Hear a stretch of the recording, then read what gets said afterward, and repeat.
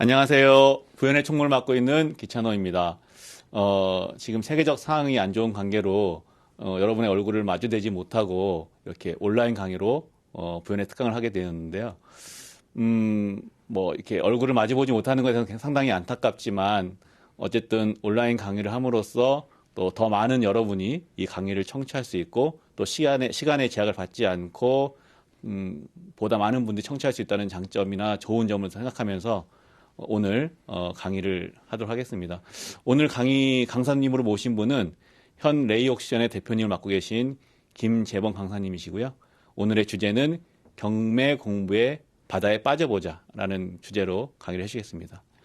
강사님 모시겠습니다. 안녕하세요. 앞에 소개를 좀 거창하게 해주셨는데 감사드립니다. 이런 소중한 자리 또 기회 주셔가지고 일단 학교 측에도 감사 말씀드리고요. 오늘은 앞에서 소개해드린 것처럼 시간은 경매 특강입니다. 근데 경매라는 거는 사실은 분야가 굉장히 좀 넓어요. 권리 분석 분야도 있고 또 지금 오늘 다룰 경매 절차도 있고요. 또 이후에 명도 절차도 있고 어떻게 보면 이 부동산을 취득을 해가지고 내가 무엇을 할지에 대한 고민이 필요한 또 공법도 가미가 돼야 되는 게 경매라고 보면 됩니다. 부동산 경매는 사람들이 굉장히 많이 관심을 가지고 있어요. 제가 어디 가서 새로운 사람을 만나서 명함을 주고 소개를 하고 이러면 그분들이 항상 경매하세요. 저도 관심 있습니다. 저 좋은 물건 있으면 소개 좀 시켜주세요. 다들 이러십니다. 아, 그러세요? 라고 끝나는 분들은 한 분도 안 계세요. 관심도 많아지고 그래서 법원 입찰장에 가봐도 계속 입찰 인원들은 늘어나고 있는 추세입니다. 그래서 경매 공부를 해야 되는데 간혹가다 어떤 분들은 또 이런 말씀도 하세요. 나는 다른 걸로 돈 벌 수 있다. 굳이 경매 안 해도 돈 많이 벌 수 있으니까 경매 안 해도 된다라고 말씀하시는 분들도 계시는데 저는 그렇게 말씀드리고 싶어요. 부동산 경매는 돈을 버는 데만 필요한 지식은 아닙니다. 자기 돈을 지키는 데도 절대적으로 필요한 지식이 경매 지식이라고 볼 수가 있는데요. 하나 예를 좀 들어볼게요. 우리가 살면서 부동산 거래를 한 번도 안 할 수는 있습니다. 안 할 수는 없습니다. 부동산 거래라는 거는 꼭 매매만을 의미하는 거는 아니거든요. 하다못해 전세, 월세도 부동산 거래 중에 하나라고 볼 수 있는데 서울 시내에 어떤 아파트가 시가 5억짜리가 있습니다. 여기에 지금 내가 전세를 들어가려고 해요. 요즘 전세값이 상당히 높으니까 그냥 계산하기 쉽게 4억 전세 나왔습니다. 공인중개사 사무소 가가지고 소개도 받고 내부까지 다 봤더니 마음에 들어요. 그래서 계약을 하려고 봤는데 계약하기 전에 우리가 꼭 열어보는 서류가 있죠. 뭐죠? 부동산 등기부 등본. 요즘은 부동산 등기사항 전부증명서 이렇게 용어가 바뀌긴 했습니다만 아직까지 시장에서는 부동산 등기부 등본이라는 용어를 더 많이 쓰고 있습니다. 그래서 계약을 하려고 봤더니 선순위로 한 4억 정도의 근저당이 설정이 되어 있습니다. 우리가 상식적으로 요거 계약하면 될까요? 안 될까요? 안 되겠죠. 그죠? 근데 왜 안 되는지를 좀 한번 살펴볼게요. 어쨌든 4억이라는 임대차 보증금을 내고 내가 여기 들어가게 되면요. 나중에 만기가 돼서 내가 나올 때는 이 주택을 반환하는 것과 주인한테 임대차 보증금, 전세 보증금 4억을 반환받는 거는 우리 법률적으로 동시이행 관계에 있다라고 얘기를 합니다. 그 얘기는 무슨 얘기냐면 집주인이 나한테 돈을 돌려주지 않는다라고 한다면, 보증금을 돌려주지 않는다고 한다면 나는 집을 안 내주면 되는 거거든요. 집주인이 나한테 돈도 돌려주지 않으면서 나를 내보낼 수는 없습니다. 그러면 물론 현실적으로는 이 집에서 이사를 다른 쪽으로 가지 못한다라는 문제는 발생할 수 있을지 모르겠지만 이 4억을 잃어버리는 일은 발생하지 않거든요. 그렇잖아요. 그죠? 이 집에서 계속 거주하면 되는 겁니다. 근데 이거를 우리가 안 된다라고 하는 이유는 뭐냐면요. 내가 경매를 집어넣든가 이 집에서 계속 거주를 할 수 없으니까 보증금 반환해 주세요라는 보증금 반환 청구 소송을 통해서 거기서 승소 확정을 받고 그 판결문에 기해서 강제 경매를 신청하든가 아니면 내가 아니더라도 요 4억 근저당권자가 경매를 신청을 할 수가 있겠죠. 그죠? 그랬을 때 5억짜리라고 한다면 그냥 적게 잡아서 4억 5천 정도에 낙찰이 됐다. 그러면 4억이 먼저 배당이 될 거고요. 나는 5천만 원밖에 배당을 못 받습니다. 그래서 부동산 거래를 하는 데 있어서 이 부동산에 내가 어떤 특정 법률 행위를 지금 하고 있다. 근데 이 법률 행위가 안전한 법률 행위인가를 판단하는 데 있어서 항상 전제되는 거는 이 집이 만약 경매된다면입니다. 이 집이 만약 경매된다면 내가 보증금을 다 회수할 수 있을까? 또 이 사람한테 내가 돈을 꿔주는 입장이다. 그러면 이 채무자한테 돈을 빌려주고 이 주택을 담보로 근저당권을 설정을 했을 때 만약에 이 집이 경매된다면 내 보증금을 다 회수할 수 있을까? 이런 문제들이거든요. 그래서 부동산 경매는 물론 전문가 수준까지 뭐 업으로 한다면 그렇게 가셔야 되겠지만 그렇게까지는 안 간다고 하더라도 대한민국에서 이 그 자본주의 시장에서 어떤 자기 재산을 지키는 데 있어서는 절대적으로 필요한 지식이 이 경매 지식이라고 보면 되겠습니다. 앞에서도 말씀드린 것처럼 뭐 경매는 여러 가지 이제 좀 챕터를 나눠서 강의들을 많이 하는데요. 절차도 있고 권리 분석도 있고 명도 과정도 있고요. 그거 수익 실현 방법도 있고 여러 가지가 있습니다만 오늘은 아무래도 첫 시간이니까 절차부터 좀 보도록 하겠습니다. 자, 부동산 경매 그 진행 절차입니다. 누군가 채권자가 법원에 경매 신청을 하게 되면요. 법원에서는 경매 개시 결정을 하고요. 그 개시 결정의 취지를 등기부등본에 기재합니다. 그래서 경매 개시 결정 등기가 나는데요. 그래서 등기부등본을 우리가 열어보면 거기에 언제 임의경매 개시 결정 또는 강제경매 개시 결정해서 사건 번호까지 기재가 됩니다. 근데 사실상 우리 입찰자 입장에서는 이 시점에는 알 수 있는 방법은 없어요. 아직 공고가 나기 전이니까. 그래서 경매 개시 결정이 나면 우리 나중에 권리 분석할 때 굉장히 중요한데 경매 개시 결정이 나면 그 부동산에 대한 압류의 효력이 발생을 한다라고 얘기를 합니다. 그래서 압류의 효력이 그 부동산에 대해서 발생을 하게 되면 그 부동산에 대해서 처분이 안 되느냐? 가능합니다. 매매도 가능하고 임대차 전세권 설정, 뭐 근저당권 설정 다 됩니다. 근데 압류의 효력이 발생한다라는 의미는 처분 자체가 실질적인 행위가 안 된다라는 게 아니라 압류의 효력이 발생한 이후에 그 부동산에 관해서 법률 행위를 하는 사람은 보호받지 못한다라는 의미로 이해하시면 될 겁니다. 자, 경매 개시 결정이 나면은요, 우리는 아직 모르고 있지만 법원에서는 굉장히 분주하게 바쁘게 움직이기 시작합니다. 그 중에 큰 게 어쨌든 판사가 감정평가 기관에 감정평가를 의뢰를 합니다. 이 부동산이 지금 경매로 매각 절차에 있으니까 이 부동산의 가치가 어느 정도가 되는지 그거를 좀 평가해 주세요 라고 감정평가 기관에 의뢰를 하게 되는데요. 요 평가를 받은 그 평가 의뢰를 받은 감정기관은 그 의뢰를 받은 날로부터 법률적으로 2주 안에 감정평가서를 제출을 하게끔 되어 있습니다. 근데 우리가 뭐 굉장히 큰 어떤 리조트가 나왔다 이러면 사실상 2주 동안 감정평가가 불가능할 수도 있겠죠. 그죠? 그런 경우에는 감정평가서는 제출을 못하더라도 2주 안에 감정평가서 제출 기간을 연기해 주세요. 그 안에 못하는 사유서라도 들어가야 됩니다. 자, 감정평가 의뢰를 하고요. 법원에 집행관들이 있습니다. 예전에는 이제 집달리 이렇게들 많이들 말씀하셨는데 집행관이라는 이제 명칭으로 바뀌었고요. 집행관한테 현황조사 명령을 내립니다. 자, 그 부동산 매각해야 되니까 가서 현재 상태가 어떤지 한번 가서 조사를 해봐라 라고 명령을 내리고요. 그러면 그 명령을 받은 집행관은 현장에 나가서 조사를 하고요. 그 조사한 내용을 조서로 꾸며서 또 판사님께 제출하도록 되어 있습니다. 그리고 예전 구법에서는 없었던 건데요. 그 배당 요구 종기를 정합니다. 배당 요구 종기. 이거는 배당 요구라는 것은 말 그대로 어떤 부동산을 경매를 하는데요. 경매는 왜 하는 거예요? 경매는 왜 하는 겁니까?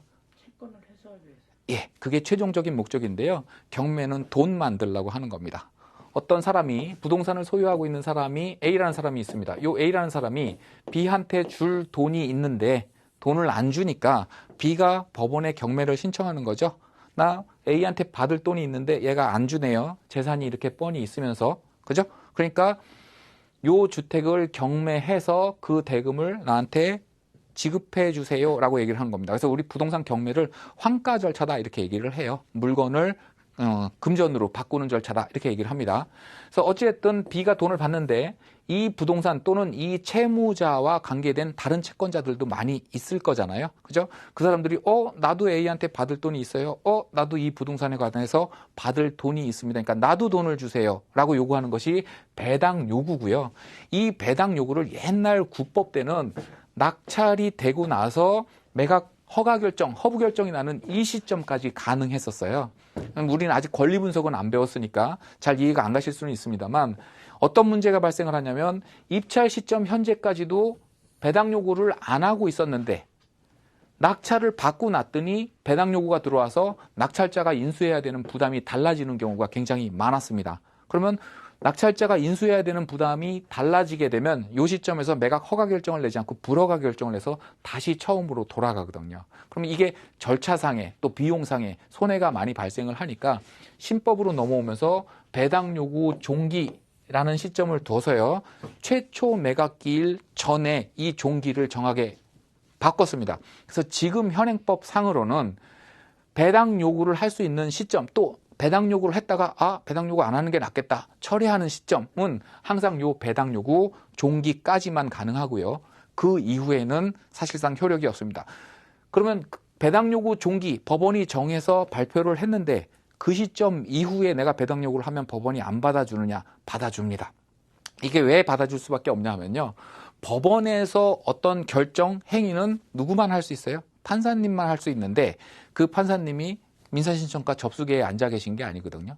근데 누군가가 서류를 접수를 하는데 접수계에서 이거는 무슨 이유 때문에 안 받습니다라고 반려를 하게 되면 이 사람한테 권한이 있는 셈이잖아요. 그래서 무조건 배당 요구는 받아들여집니다. 그리고 나서 배당 요구 시점이 요 배당 요구 종기 이후라고 한다면 나중에 배당 절차에서 무효 처리합니다. 우리가 무효 일상생활에서는 무효 그러면 그냥 뭐 이렇게 생각을 하는데 법률적으로는 무효라는 거는 처음부터 없었던 행위를 무효라고 얘기를 하거든요. 그래서 사실상 배당 요구를 안 한 사람으로 봅니다.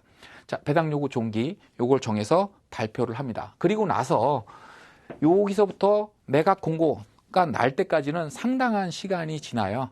빠르면 한 4개월, 5개월 정도, 늦으면 1년 이상 걸리기도 합니다. 그럼 그동안에 뭐 하냐? 요 배당 요구 종기 정했으니까 요때까지 배당 요구도 받을 것이고요. 이해관계인한테 송달도 보내야 될 것이고요. 감정평가 들어왔는데 감정평가 이해관계인이 또 그거 감정평가 잘못됐다. 너무 싸게 됐다. 비싸게 됐다. 내지는 마당 위에 별채가 하나 있는데 요건 내게 아닌데 요건 제3자가 자기 비용으로 들인 건물인데 왜 이것도 합쳐서 감정평가를 해서 매각 대상에 포함시켰냐 이걸 빼라 여러 가지 이의 신청이 들어올 수 있겠죠. 그래서 그런 거를 다 수정해서 이미 이제 완벽하게 매각을 해도 아무런 문제가 발생하지 않겠다라는 그 시점에 매각 공고를 냅니다. 빨라야 4, 5개월이고요. 통상적으로 한 6개월 정도 걸린다고 보시면 됩니다. 자, 그리고 나서 이제 매각 공고가 납니다. 공고가 나는데요. 매각 공고가 나서 그때 이제 우리가 처음 알게 됩니다. 근데 처음 알게 되는데 법적으로는 매각 공고를 일간지 신문에 기재를 하게끔 되어 있습니다. 근데 우리가 살면서 저도 그 예전에 한번 본 기억이 있는데요. 사실상 잘 못 보고요. 실질적으로는 요즘 많이 나와 있는 경매 정보 사이트를 이용하거나 아니면 대법원 경매 정보라는 사이트가 있습니다. 좀 이따가 제가 사이트를 보여드릴 건데 대법원 경매 정보 사이트에 가면 요 매각 공고가 나서 그 중에 내가 어떤 물건에 입찰을 해야 될 것인가 라는 것을 볼 수가 있습니다. 자, 매각 공고가 나는데요. 그러면 주소나 물건 종류, 뭐 아파트냐, 공장이냐, 상가냐 이런 물건 종류 같이 나오고요. 여기서 처음에 의뢰했던 감정평가서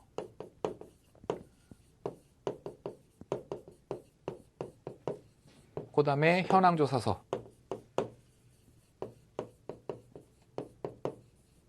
서가 공개가 됩니다. 근데 감정평가 금액을 100% 신뢰하시는 분들이 굉장히 많은데요. 이거 좀 신뢰하시면 안 됩니다. 평가 자체가 잘못되는 경우도 많고요. 평가 자체가 잘못되는 경우는 아파트는 그렇게 잘못되는 경우가 많지는 않아요. 왜냐하면 우리가 아파트 가격은 요즘 인터넷만 뒤져도 시세 다 나오잖아요. 실매물 다 뜨고요. 그죠? 그래서 평가 자체가 잘못되는 경우는 아파트는 많지는 않습니다만 예를 들어서 지방의 어떤 토지다, 공장이다. 그 인근에 유사한 물건이 매각된 사례가 일반 매매로도 매매된 사례가 또 지금 현재 실매물로 부동산 중개 매물로 나와 있는 것도 하나도 없다라고 한다면 사실은 물론 감정평가사님들 굉장히 똑똑하시고 공부 많이 하신 분들이긴 하지만 그분들이 정확하게 잡아내기는 사실상 어렵다고 보시면 되고요. 아파트 같은 경우에 정확히 됐다고 하더라도 제가 아까 말씀드렸죠. 경매 개시 결정이 나자마자 감정평가 의뢰가 들어가고요. 그 감정평가가 이루어진 시점부터 여기까지는 5, 6개월의 시간이 걸려요. 근데 요즘 여러분들 잘 아시겠습니다만 아파트 가격이 5, 6개월이면 몇 번을 등락을 거듭할 수 있는 충분한 시간이거든요. 그렇죠? 그러다 보니까 처음에 감정평가 할 때는 제대로 된 감정평가 금액이었다고 하더라도 입찰 시점에는 현재 시세와는 많이 차이를 보이는 경우가 있습니다. 그래서 감정평가 금액은 일단은 신뢰하지 않는 게 좋고요. 감정평가서를 보면 뭐 감정평가 요항표라든가 주변 환경이라든가 이런 것들이 기재가 돼 있는데 가보시기 전에 현장 조사하기 전에 이게 어떤 환경이구나 라는 그런 정도 참고 자료로만 활용하시는 게 좋습니다. 또 현황조사서도 나오는데요. 이 현황조사서도 결국에는 참고자료로만 활용하시는 게 좋습니다. 이 서류 자체에 구속력이 있는 것은 아니거든요. 판사가 집행관한테 현황조사 명령을 내리는데요. 집행관이 현황조사를 나갈 때는 어떤 공권력, 영장을 가지고 나가는 게 아닙니다. 그래서 그분들이 현장 조사를 나가서 법원에서 나왔습니다라고 신분증을 제시를 하면 상대방이 약간의 조금 두려움을 느껴서 거짓말을 잘 못하고 이런 실질적인 차이는 있을지는 모르겠습니다만 법률적으로는 우리 개인이 가서 물어보는 것과 똑같아요. 그래서 집행관이 나가서 문을 두드리는데 안에 사람이 있으면서 안 열어준 자 어떻게 강제로 개문을 할 수 있는 방법도 없고요. 거짓말을 한다? 그래도 그대로 기재를 할 수밖에 없습니다. 왜냐하면 집행관은 현황 조사서를 작성하는 데 있어서 자기의 개인 사견을 넣을 권한이 없습니다. 그래서 들었어도 이거는 분명히 거짓말 같은데 하더라도 누구가 어떻게 진술했음. 내 생각엔 거짓말 같음. 이렇게 못 쓴다는 거죠. 그래서 요것도 현황 조사 나중에 내가 직접 현장 조사를 갔을 때 내가 조사한 내용과 집행관이 나갔을 때 조사한 내용이 서로 일치하는가? 일치하지 않는다고 한다면 누구 말이 맞는 건가? 누가 조사한 게 더 정확한 정보인가? 라는 것을 비교해보는 그 자료로만 사용을 하시는 게 좋습니다. 자, 그리고 매각 공고가 나면은요, 요때 이제 매각 조건이라는 게 있습니다. 특별 매각 조건 이렇게 되는데요.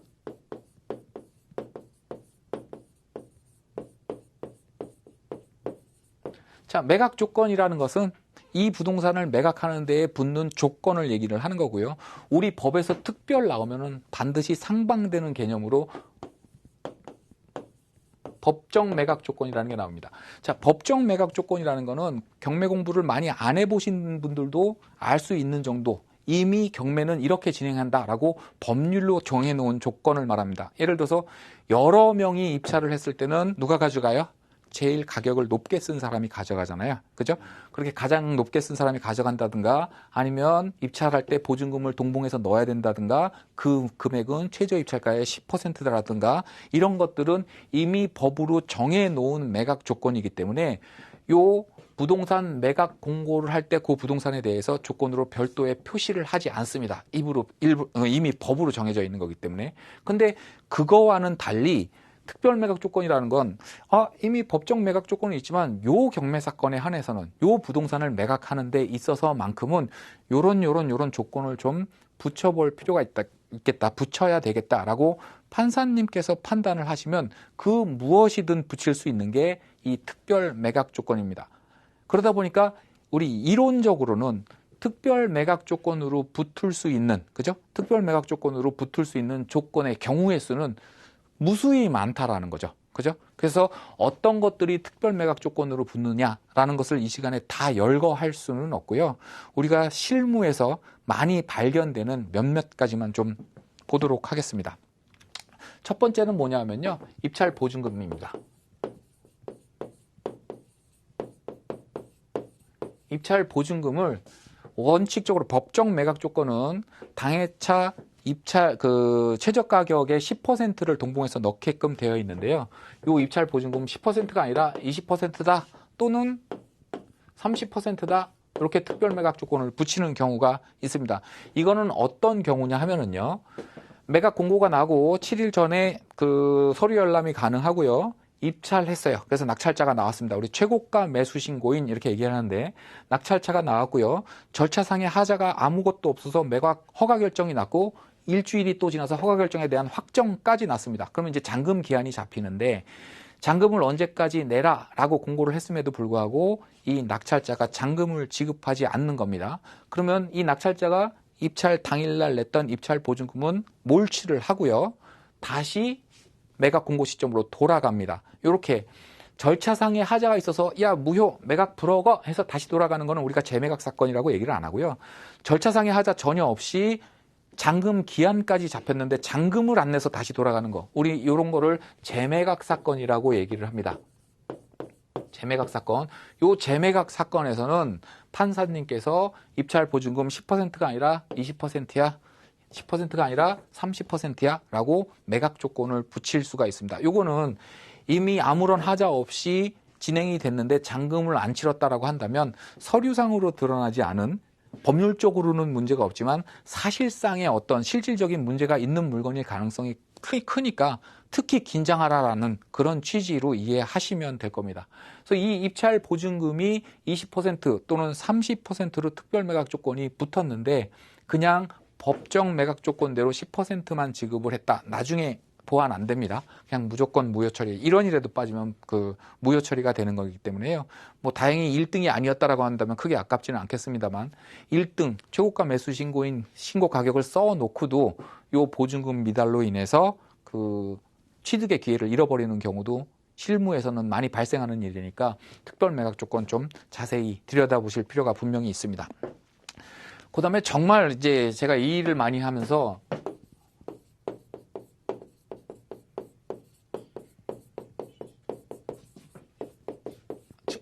질문을 많이 받는 것 중에 하나입니다. 농지 취득 자격 증명이라는 이제 공적 문서가 있어요. 서류가 있습니다. 말 그대로 농지를 취득할 수 있는 자격을 증명하는 서류예요. 이거는. 자, 그러면 농지 취득 자격 증명이 필요하다. 그러니까 낙찰자는 낙찰 받고 나서 매각 허가 결정이 나는 때까지 일주일이죠. 일주일 안에 요 농지 취득 자격 증명을 갖다가 법원에 제출을 해라라는 특별 매각 조건이 붙습니다. 그러면 용어에서 농지를 취득할 수 있는 자격을 증명하는 서류니까 어떤 부동산을 매각할 때 요 특별 매각 조건이 붙을까요? 당연히 농지겠죠. 그죠?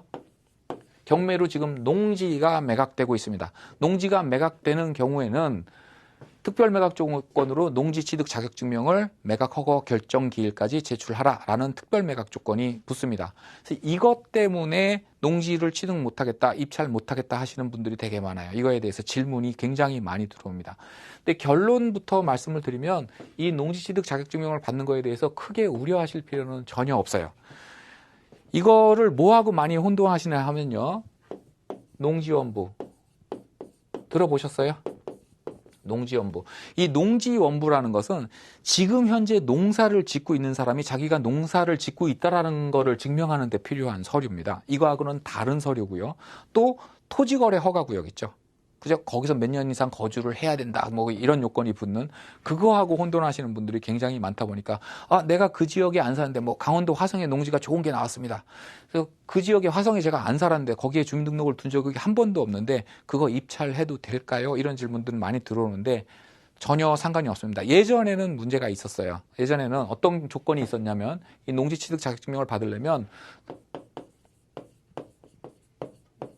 통작거리라는 게 있습니다. 우리 학교 다니는 걸 통학한다라고 얘기를 하고 일하러 다니는 걸 통근한다 이렇게 얘기를 하잖아요. 그죠? 병원 다니는 거 통원한다. 통작거리, 농업 경작을 하러 다니는 그거를 통작이라고 얘기를 하는데 이 통작거리가 예전에 엄청 오래전에 이게 폐지된 법이에요. 그 규정이에요.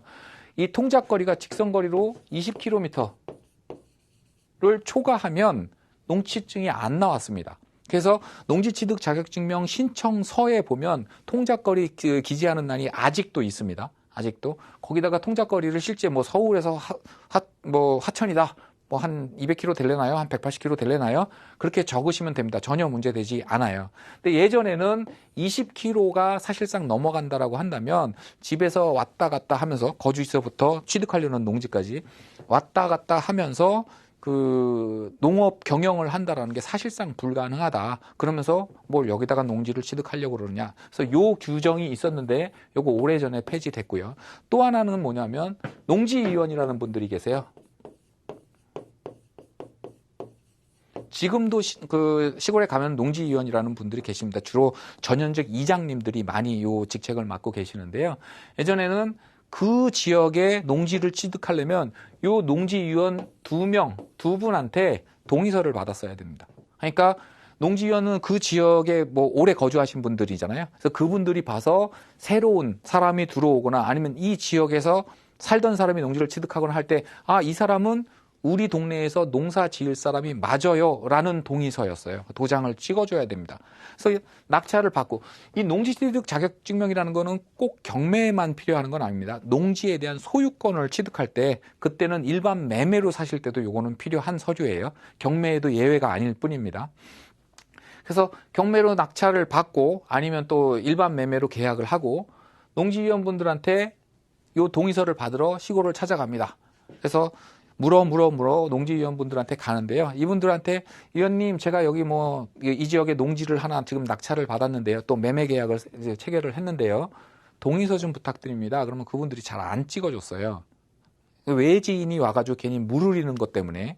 그래서 근데 그분들이 아 당신은 농사 지을 사람이 아니야. 그러니까 내가 동의서를 써주지 못해 라고 판단하는 근거는 어디에 있었냐는 거죠. 그게 전혀 법률적이지 못했습니다. 차가 너무 좋다. 남자 구두 너무 반짝거린다. 여자들 하이힐 신고 왔다. 입술이 너무 빨갛다. 이게 이유였거든요.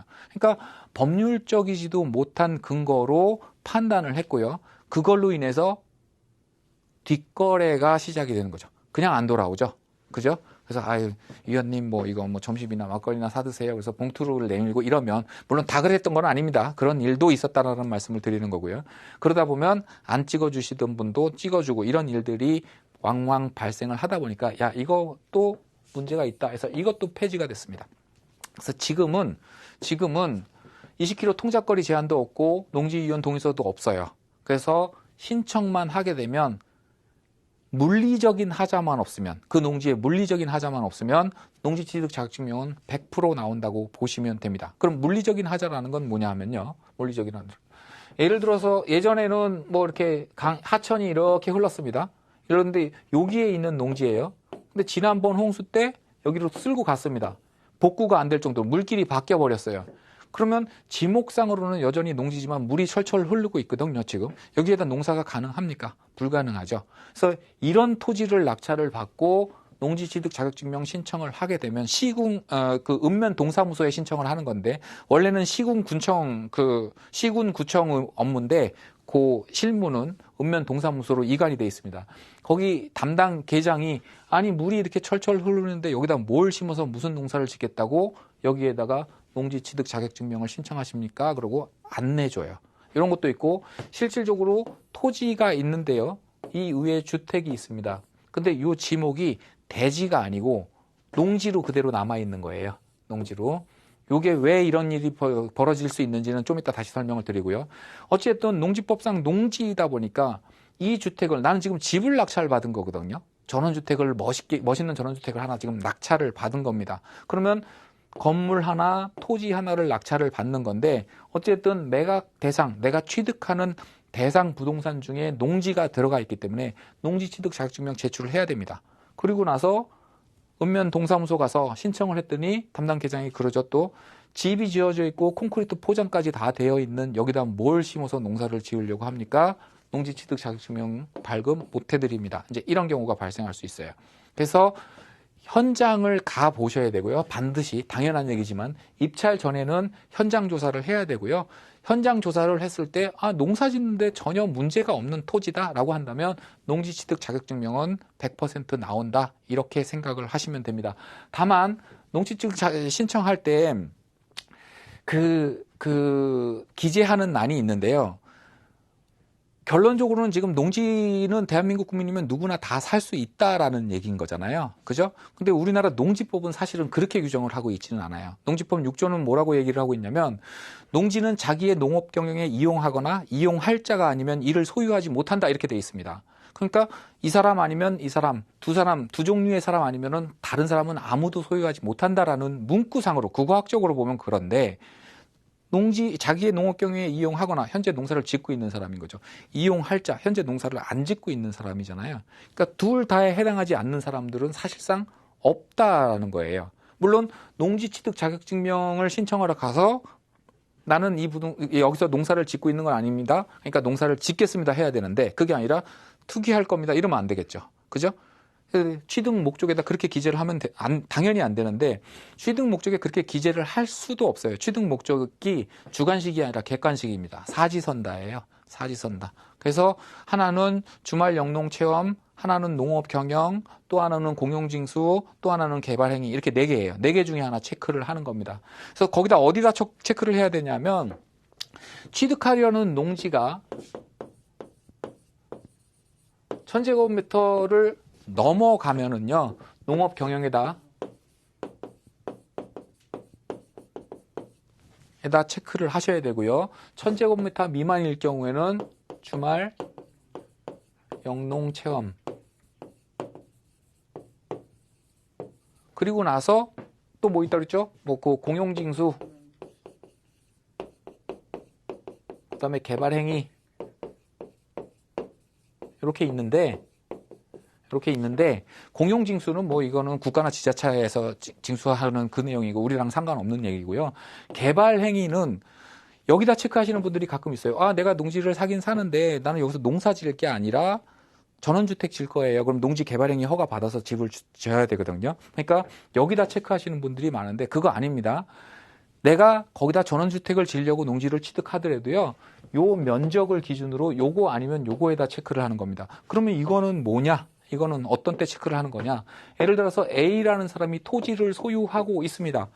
토지를 소유하고 있는데 이 사람이 주택을 건축하겠다고 개발 행위 허가를 받은 거예요. 아직 주택은 안 지었고요. 근데 사정이 생겨서 허가는 받아놓은 상태에서 아직 착공은 못했고요. 그랬더니 B가 야, 안 지려면 나한테 팔어. 그래서 내가 살게. 그래서 그래? 그래서 설계 들어가고 보니까 그 집 그대로 줘도 나는 좋겠는데 내 마음에 드는데 해가지고 토지의 소유권 넘기면서 허가권까지 같이 넘기는 경우 있죠. 이미 개발행위 허가를 받아서 그 허가 내용대로 내가 계속 사업을 유지해 나갈 때 그때 체크하는 게 이겁니다. 이미 허가가 아직 나 있는 상태가 아니라고 한다면 집을 지으려고 공장을 지으려고 창고를 지으려고 취득을 하더라도 요 기준에 맞게끔 체크를 하시는 게 맞습니다. 자, 그러니까 이렇게 설명드리니까 자, 농업 경영에는 추가적으로 영농 계획서가 따라 들어갑니다. 자, 농업 경영을 할 건데 그 농업 경영을 어떻게 하겠다라는 계획서입니다. 이게 뭐 우리 취직할 때 그 자기소개서 쓰는 그런 게 아니라요. 이것도 양식이 딱 있습니다. 그래서 뭐 농사 지을 거냐? 그럼 뭐 콩, 뭐 인력 수급은 어떻게 할 거냐? 그럼 뭐 가정 및 지인, 뭐 농기구는 뭐 쓸 거냐? 뭐 호미, 곡괭이, 사업 이렇게 쓰면 돼요. 이거 별거 없습니다. 그렇게 써서 첨부해서 들어가야 되고요. 주말 영농 체험 같은 경우에는 토지가 작은 거기 때문에 농업 경영의 의무가 없어요. 그러다 보니까 영농 계획서가 따라 들어가지 않습니다. 그래서 이렇게 신청이 들어가면 농업 경영으로 들어갔을 때는 신청일로부터 4일 안에, 주말 영농 체험으로 들어갔을 때는 신청일로부터 이틀 안에 담당 공무원은 농지 취득 자격 증명을 발급하거나 못 내준다고 한다면 못 내준다는 사유서라도 제출을 해야 됩니다. 질질 끌 수가 없어요. 근데 요즘 공무원분들은 엄청 친절하잖아요. 그죠? 그래서 지방에 가서 내가 거주하는 지역하고 조금 먼 거리에 가서 낙찰을 받았다라고 한다면 뭐 점심 드시고 좀 기다렸다가 바로 오후에 가서 신청을 하고요. 신청을 하면은 뭐 언제 오세요라고 얘기를 하면 제가 먼 데서 와서 그런데 조금 기다릴 테니까 처리 좀 해주세요. 그러면 그래요 해서 당일날 발급을 해주는 경우가 굉장히 많습니다. 요즘은 또 인터넷 신청도 가능해졌어요. 그러니까 그거까지 같이 좀 보시면 됩니다. 자, 이렇게 설명드렸더니 또 다른 분들이 그렇죠. 통작거리 20km 폐지하고, 그죠? 그 농지위원 두 분의 동의서 폐지할 거면 농지증을 폐지하지. 그렇잖아요. 이거를 왜 요건 다 없애놓고 이거를 계속 유지하는 이유가 뭐냐. 이걸 폐지하면 되지라고 말씀을 하시는 분들이 많은데요. 농지취득 자격증명은 예전에 처음에 만들어져서 출발할 때는 아까 설명드린 대로 농지를 취득할 수 있는 자격을 증명하는 서류였습니다. 그 기능을 했었어요. 근데 지금은 하나의 각서입니다. 각서. 주말 영농 체험 같은 경우에는 어차피 그 농업 경영의 의무가 없으니까요. 영농계획서가 안 따라 들어가지만 1000제곱미터 이상을 취득을 하면서 농업 경영으로 들어갔습니다. 영농계획서 들어갔습니다. 근데 한여름에 농번기에 공무원이 차를 타고 이렇게 지나가는데 여기서 옥수수 자라고 여기 고추 자라고 여기 토마토 자라고 하는데 이 땅만 잡초가 무성하게 자라나고 있는 겁니다. 그럼 저 땅 누구 거야? 네, 홍길동이 건데요. 영농계획서 가져와 봐. 이제 이렇게 되는 거죠. 그래서 딱 보면 콩 농사 짓는다고 그랬죠. 그래서 홍길동이를 불러서 당신 콩 농사 짓는다고 해서 농지 취득 자격증명 줬는데 왜 농사 안 줘? 그러니까 빨리 뭐 해라? 농지를 팔아라. 매각 명령을 내릴 수 있는 근거, 그 각서입니다. 이걸 아예 안 받아놓으면 뭐 내가 언제 농사 짓는다고 했어라고 하면 할 말이 없어지잖아요. 그죠? 그래서 그 각서 개념이기 때문에 이행의 의무, 물론 또 빠져나가는 방법은 있습니다만 합법적으로 다른 방법이 있긴 있습니다만 지금은 거기까지는 다루지는 않고요. 각서의 개념이기 때문에 농지취득 자격증명을 발급받는 문제에 있어서만큼은 여러분들이 그렇게 긴장을 안 해도 된다라는 겁니다. 뭐 긴장해야 되는 경우가 막 굉장히 좀 적게는 있는데요. 그러면 농지니까 농지는 뭘 갖고 농지라고 얘기를 하죠? 우리가 전, 답, 과수원. 예. 요렇게 세 개입니다. 현재 농지법상은 전답 과수원이 농지예요. 그래서 어떤 분들은 목장 용지도 농지로 넣어야 된다라고 하시는 분들 주장이 있어요. 왜냐하면 우리 농지법에서 가축을 사육해서 일정한 소득을 얻는 것도 농업 경영으로 보고 있어요. 그러면 그 농업 경영, 가축을 키워서 수익을 창출하는 그 농업을 하는 땅인 목장용지잖아요. 그래서 그렇다고 한다면 목장용지도 농지에 넣어야 되는 거 아니냐라는 주장이 있긴 있습니다만 뭐 아직 그 심각하게 고려되고 있는 건 아니고요. 현행법상으로는 전답 과수원이 농지인데 우리가 시골을 시골에 가서 보면 사실상 현황상 농지인데 그 공부상 이제 토지 대장상 농지가 아닌 경우가 있어요. 그러니까 현황이 있고 공부상 표시가 있을 거 아닙니까? 이게 서로 다를 수 있는 경우의 수는 4가지가 있죠. 현황이 있고 공부가 있고요. 이게 현황상 농지인데 공부상도 농지입니다. 이건 당연히 농지겠죠. 현황상 농지인데 공부상은 대지로 돼 있어요. 이런 경우도 있을 수 있겠죠. 거기 가서 배추가 막 자라고 있는데 토지 대장을 띄워보니까 지목이 대지로 돼 있습니다. 현황상은 농지가 아닌데 공부상 농지인 경우가 있고요. 현황상으로도 아니고 공부상으로도 아니고 이런 경우 4가지 경우가 있겠죠. 우리 농지법은 현황, 공부 둘 중에 하나만 농지여도 농지로 봅니다. 그러니까 여기까지는 다 농지로 봐요. 여기까지는 농지로 보고 요것만 농지가 아닌 걸로 봅니다. 근데 농지를 취득하는 데 있어서 농지취득 자격증명을 제출을 해야 되니까 당연히 이거 할 때는 농지취득 자격증명 그 특별매각 조건이 붙습니다. 요것도 공부상 농지니까 특별매각 조건이 붙는데 요거는 현실적으로 농지취득 자격증명 조건이 붙지를 않아요. 이것까지 공부상으로는 뭐 대지, 뭐 잡종지, 임야 이렇게 되어 있는데 현황이 농지이기 때문에 농시증을 제출을 해야 된다라고 한다면 법원이 대한민국의 모든 필지의 현황을 다 파악하고 있어야 된다는 얘기잖아요. 그게 현실적으로 불가능하기 때문에 법률 규정은 이렇게 되어 있습니다만 공부상 농지인 거에 대해서만 농지취득 자격증명이 붙는다. 특별매각 조건이 붙는다. 그렇게 이해하시면 될 겁니다. 자, 농지가 아까 설명드렸습니다만 농지인데 위에 건물이 있어요. 그러면 현재 농지가 아닙니다. 그럼 이런 거는 물어보셔야 돼요.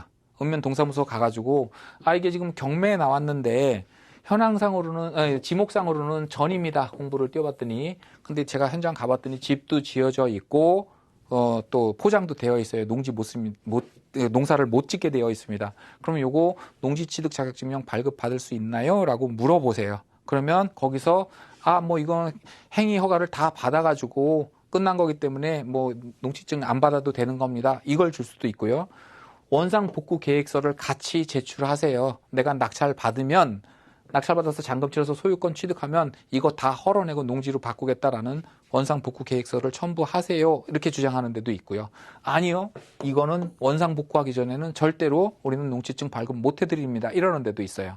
그러면 원상 복구하기 전에는 절대 농지증 발급 못 해드린다라는 입장이라고 한다면 지자체가 이거 경매 낙찰 못 받는다고 봐야겠죠. 지금 현재 소유자가 자기 집 경매대라고 이거 원상 복구 해가지고 경매를 진행시키지는 않을 거기 때문에 사실상 이거는 못 받는다고 보시면 됩니다. 자, 이런 게 왜 일어나는지 요거는 조금 또 절차에서 벗어나는 얘기긴 합니다만 또 질문이 많이 들어오는 거라서 농지에 주택을 건축을 할 수 있느냐라는 질문을 제가 하면 수업 시간에 많은 분들이 좀 혼란스러워하세요. 농지에 전에 답에 과수원에 농지를 주택을 지을 수 있나? 근데 요거는 질문이 잘못된 겁니다. 우리가 전이다, 답이다, 뭐 과수원이다, 대지다, 뭐 공장용지다, 뭐 공원용지다, 학교용지다 이런 것들 있잖아요. 이건 이제 지목이라고 얘기하는데 이 지목에는 행위 제한을 담지 않습니다. 그 땅 위에서 이런 행위는 할 수 있고 이런 행위는 할 수 없다라는 이 행위 제한의 개념은 전혀 담겨 있지 않아요. 이 지목은. 그럼 이 지목은 뭘 얘기하는 거냐? 현황 표시입니다. 현황 표시. 집이 있다, 건물이 있다, 대지입니다. 공장이 있다, 공장용지입니다. 뭐 작물이 자라고 있는데 물을 가득 담아놓고 작물이 자라고 있다? 그러면 그 답이고요. 마른 땅에서 작물이 자라고 있다? 전이고요. 단연생 유실수가 자라고 있다? 과수원이고요. 물이 흐르고 있다? 하천이나 국어고요. 이런 식으로 현황을 표시하는 거일 뿐이고요. 물론 현황이 바뀌었는데 지목 변경 신청을 안 해가지고 이게 현황과 달라지는 경우가 실무에서는 있습니다만 지목의 의미는 현황 표시 의미 외에는 아무것도 없고요. 그렇다고 한다면 이 행위 제한의 의미는 어디서 담고 있느냐 하면 용도 지역에서 잡고 있습니다. 우리가 흔히 말하는 여기는 공업지역이야, 여기는 상업지역이야, 여기는 주거지역이야 이렇게 얘기하는 그 지역 있죠. 그게 공장이 많아서 그냥 말하기 편하게 공업지역 이렇게 얘기하는 게 아니라 국토법에서 국토의 계획 및 이용에 관한 법률이라는 법이 공법의 제일 상위법이라고 보시면 됩니다. 그 국토법에서 대한민국의 모든 토지는 다 이 용도 지역을 정해놨어요. 그 얘기는 무슨 얘기냐면 용도를 이미 다 정해놨다는 얘기입니다. 그래서 도시지역에서는 우리가 뭐 주거지역, 상업지역, 공업지역, 녹지지역 이런 것들이 있고요. 물론 주거지역도 또 거기서 또 세분화됩니다. 일반이냐, 뭐 전형이냐, 준주거냐, 거기서 또 일반 1종이냐, 2종이냐 이렇게 굉장히 세분화가 많이 됩니다만 큰 틀에서는 주거, 상업, 공업, 녹지 요거가 그 도시지역이고요. 그 다음에 도시지역 외지역으로 나가는데 도시지역 외지역에서는 관리지역이 있고요. 그 다음에 자연환경 보존지역이 있고요. 농림지역이 있고 이렇게 있습니다. 근데 일반적으로 우리가 집을 지을 수 있는 땅은 관리지역 토지밖에는 없다라고 보시면 됩니다. 그러니까 경매로 물건이 나왔는데 또 일반 매매로 나왔는데 토지이용계획 확인원을 띄워봤더니 관리지역에 답이다. 이거 집 질 수 있습니까? 없습니까? 집 질 수 있습니다. 물론 농지니까 농지법의 다른 규정도 봐야 되고요. 가까운데 문화재가 있으면 문화재법도 봐야 되고요. 하천이 흐르고 있으면 하천법도 봐야 되고요. 여러 가지 관련 법들을 봐야 되지만 국토법 상으로만 봤을 때는 관리지역의 답이다. 집 질 수 있습니다. 농림지역의 대지다. 대지는 집 짓는 땅이잖아요. 그죠? 집 못 짓습니다. 허가 안 납니다. 그럼 농림지역에 어떻게 대지가 있느냐? 옛날 집이 있었으니까 옛날 일제시대 때부터 있었으니까 대지로 됐단 말이에요. 그리고 나서 이게 헐렸습니다. 지금은 없어요. 그리고 나서 농지를 쓰고 있는데 그럼 또 토지 이동 신청을 해야 되는데 지목 변경이라고 그러죠.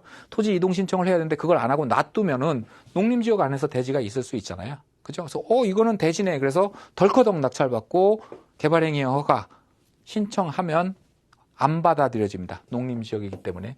물론 무주택 세대주인 농민은 농림지역이나 자연환경 보존지역에도 받을 수 있는 요건이 맞으면 건축허가를 받을 수 있는 그런 게 있습니다만 어쨌든 이렇게 보시면 됩니다. 같이 한번 좀 말씀드렸고요.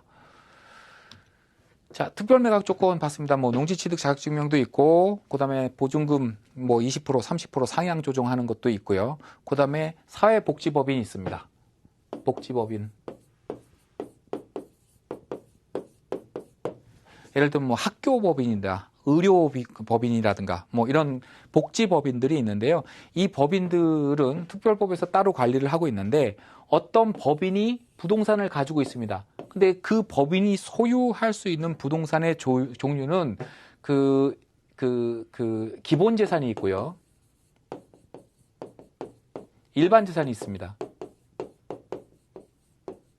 근데 요 기본 재산은요, 사는 사람이 매매를 할 때, 거래를 할 때 사는 사람이 허가를 받는 게 아니라요, 이 복지법인 자체가 팔 때 허가를 받아야 됩니다. 왜 그러냐면 복지법인 사회 공익을 위하는 법인이기 때문에 얘네들이 이런 복지 사업을 하는데 우리가 이런 재산이 좀 필요해요 라고 하면 국가에서 여러 가지 혜택을 줍니다. 세제 혜택도 있고요. 대출 같은 것도 좀 규제도 완화하고 금리도 좀 저렴하게 받을 수 있고 공급을 지원을 해줍니다. 지원을 받아서 기본 재산을 취득을 했는데 이걸 갖고 사회복지 사업을 하지 않고 팔고 투기를 합니다. 이러면 안 되겠죠. 그래서 아무런 지원도 받지 않고 취득한 일반 재산 같은 경우에는 허가 없이 얼마든지 팔 수가 있는데 요 기본 재산 같은 경우에는 공공기관에, 그러니까 주무관청에 허가를 받아야 됩니다. 근데 좀 아까 우리가 공부했던 농지취득 자격증명은 낙찰 받은 사람이 허가를 받아오는 거잖아요. 이게 허가의 개념이라고 봤을 때. 근데 요 복지법의 사회복지법인의 기본재산 같은 경우에는 낙찰자가 받는 게 아니라 경매를 당하는 소유자가 허가를 받아와야 되는 거예요. 현실적으로 불가능하다고 보셔야 되죠. 그죠? 그래서 이런 거는 사회복지법은 특별 매각 조건으로 주무관청에 허가서가 제출돼야 된다라고 한다면 그거를 허가를 받으러 내가 뛰어다니는 것도 의미가 없는 일이고요. 아예 접으셔야 됩니다. 쳐다도 보면은 안 돼요. 요거 잘못 낙찰 받아가지고 또 보증금 잃어버리는 경우도 많습니다. 아니, 나한테 허가서를 안 내주는 건데 그럼 내 잘못도 아닌데 왜 보증금을 안 돌려주세요? 이런 주장하시는 분들이 계시는데 내 잘못은 뭐예요? 특별 매각 조건으로 이때까지 제출하라라고 분명히 기재를 해놨는데 그걸 보고도 낙찰 받았잖아. 그게 내 잘못인 겁니다. 그죠? 그래서 특별 매각 조건 놓치지 않고 잘 보실 필요가 분명히 있습니다.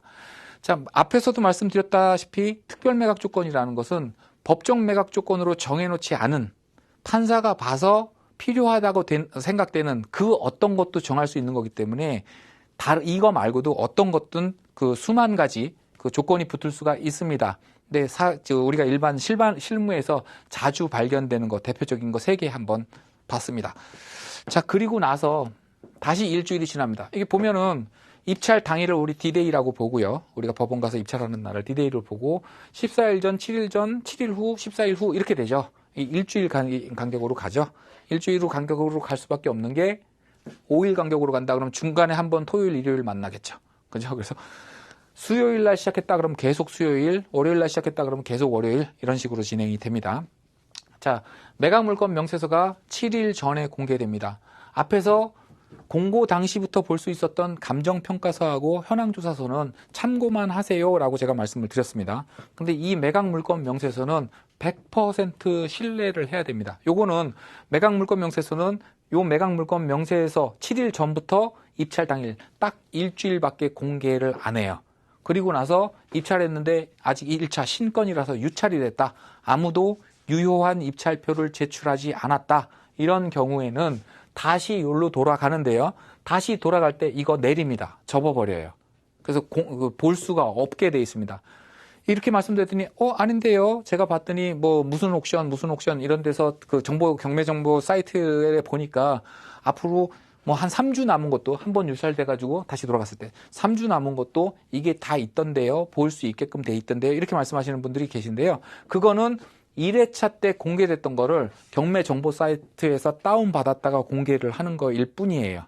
근데 실제 법원에서는 한번 유찰돼서 이쪽으로 다시 돌아갔다가 뭔가 변경되는 내용이 있으면 매각물건 명세서는 새로 만들어서 나옵니다.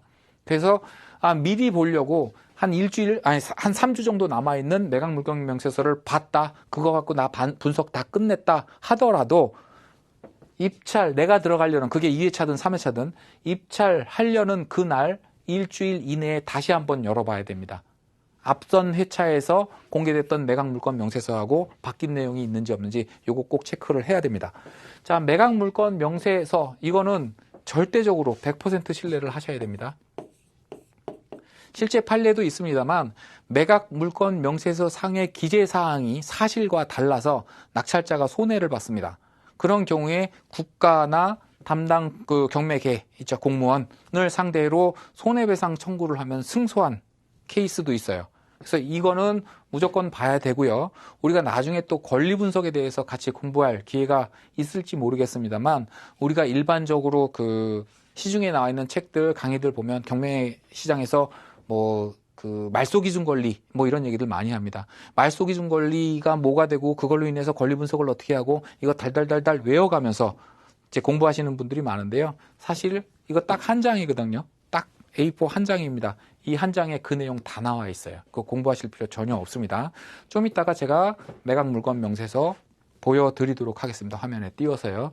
이 매각물건 명세서 보시고 이때부터 사실 현장조사 시작하시는 게 좋습니다. 왜냐하면 앞에서는 참고할 수 있는 자료 정도만 나와 있고요. 법률적으로 구속력을 갖고 있는 서류가 공개된 다음에 거기에 내용을 보고 내가 현장 조사를 해야 좀 사전 정보도 가지고 가고요. 현장 조사를 했을 때 이 내용과 다른 게 뭔지 체크할 수도 있고요. 근데 너무 입찰 시점 임박해서 가시지 마시고요. 왜냐하면 갔다가 모든 게 명확하게 딱 클리어하다라고 하면은 다음날 입찰을 해도 상관이 없겠지만 갔더니 뭔가 다르네 이거하고 현황 조사서하고 뭐가 다르네라고 한다면 누구 말이 맞는지 누가 조사한 게 맞는지 좀 체크하고 검증해야 될 시간이 있기 때문에 보통 내가 입찰하려는 그 시점 5일 전에는 현장을 좀 나가 보시는 게 좋아요. 또 의외로 이 현장 조사 나갈 때 긴장하시는 분들이 되게 많습니다. 되게 많아요. 그래서 사실은 아파트 같은 경우에는 내부까지 보실 필요는 없는데요. 빌라 같은 경우에는 바깥에서 구조가 확인이 안 되는 경우가 많고요. 또 공장, 창고 같은 경우에는 내부 상태가 도저히 어떤지, 특히 지하 상가 같은 경우에는 더더욱 궁금하거든요. 그죠? 그래서 저 같은 경우에는 나가서 문을 두드려 봅니다. 아파트 같은 경우에는 안 두드려 보지만 나가서 문을 두드려 봐요. 근데 문을 두드려 봤을 때 안에서 아주 심한 욕을 하시는 분들도 계시긴 합니다. 그분들 입장 이해가 안 가는 건 아니에요. 나는 지금 집을 잃어버리고 공장을 잃어버리고 길거리에 나앉게 생겼는데 너는 투자한다고 여기 와서 그거를 나한테 물어봐? 화내시는 거 이해가 안 가는 거는 아닙니다만 화를 내시지 그렇다고 폭행을 당한 적은 한 번도 없거든요. 근데 또 의외로 경매 보러 왔다, 경매 나와서 물건을 좀 보러 왔다 그러면 들어오시라고 심지어는 차 한 잔까지 대접하시는 분들도 계세요. 근데 사실상 우리가 사람이다 보니까 감정적으로는 그게 잘 안 되긴 하는데 소유자 입장에서는 내부를 싹 보여줘서 리스크를 줄여줘야, 그죠? 리스크를 줄여줘야 낙찰가가 올라가는 거거든요. 이게 예를 들어서 빌라인데 반지하인데 반지하면은 좀 누수도 있을 수 있고 곰팡이가 쓸었을 수도 있고 그러면 또 집수리를 해야 되고 집수리를 하면 얼마 정도 들어가고 이거를 입찰가에서 뺄 수밖에 없잖아요. 근데 우리 집 상태가 너무 좋다. 지금 완벽하다라고 하면 보여주면 집수리 추가로 들어갈 거 아무것도 없겠네. 그냥 더러워서가 아니라 남이 살던 집이니까 도배장판만 새로 하면 되겠네. 이러면은 그 비용을 좀 줄일 수 있고 그러면 입찰가가 올라갈 수 있는 방법이거든요. 이론적이긴 합니다만 그렇습니다. 그래서 그거를 실질적으로 보여주시고 또 의외로 깜짝 놀랄 만한 정보를 주시는 분들도 있으니까 일단 욕은 먹더라도 얻어맞지는 않으니까 문을 한번 두드려 보시는 거를 좀 부탁드립니다. 그리고 경매 초보자분들은 주로 아파트나 빌라인데요. 그죠? 시작은 그렇게 하죠.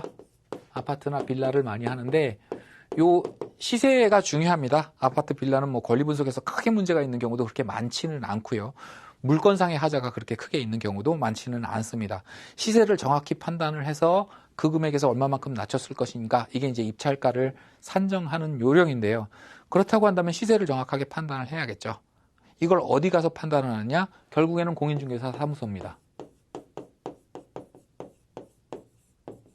근데 요 공인중개사 사무소를 가가지고요, 요 중개사님한테 현실적으로 내가 지금 도움이 되는 손님이 아니잖아요. 그죠? 내가 여기서 중개를 의뢰를 할 것도 아니고. 그러다 보니까, 경매 보러 온 거를 속이려고 그냥, 집 좀 알아보러 왔어요. 내가 집을 갖고 있는데 팔러 왔어요. 이렇게 들어가시는 분들이 계세요. 그거 100% 압니다.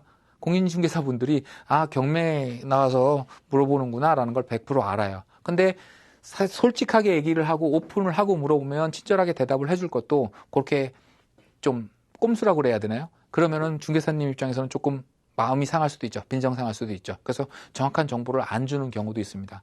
물론 솔직하게 경매 보러 왔습니다라고 말씀드리면 저는 그런 거 몰라요 해가지고 그냥 내치는 공인중개사 분들도 계십니다만 그런 경우에는 다른 공인중개사 사무소를 들어가면 되는 거지 굳이 거기서 속여서 정보를 얻어낼 필요는 없습니다. 그러니까 솔직하게 말씀하시고 시세를 알아보는데 최소한 3군데 4군데 정도는 가보셔야 돼요. 갈 때마다 조금씩 다 다릅니다. 그리고 또 시세를 판단하는데 가서 봤더니 시세가 5억이랍니다. 근데 사실 요 시세라는 말이 참 애매한 말이에요. 우리 횟집 가면 시가 이렇게 써 있는데 시가가 도대체 얼마냐 이제 그죠? 시세가 5억이다 라고 얘기를 합니다. 이거를 어떤 공인중개사분들은 뭐 내가 봤을 때는 5억이다 이 의미도 있고요. 엊그저께 하나 매각됐는데 그게 5억이다라는 게 있고요. 지금 매물로 나와 있는 것들이 5억에 나와 있다. 이거일 수도 있어요. 그거 정확히 판단을 하셔야 됩니다. 시세를 5억이라고 얘기를 하는데, 그러면 5억에 나와 있는 물건이 있어요? 지금 나와 있는 거 있어요? 그러면, 아니요, 5억에 나와 있었는데 다 팔리고 지금 하나도 없어요. 일반 매물로 나와 있는 게 하나도 없습니다. 그럼 시세 5억으로 보면 돼요? 안 돼요?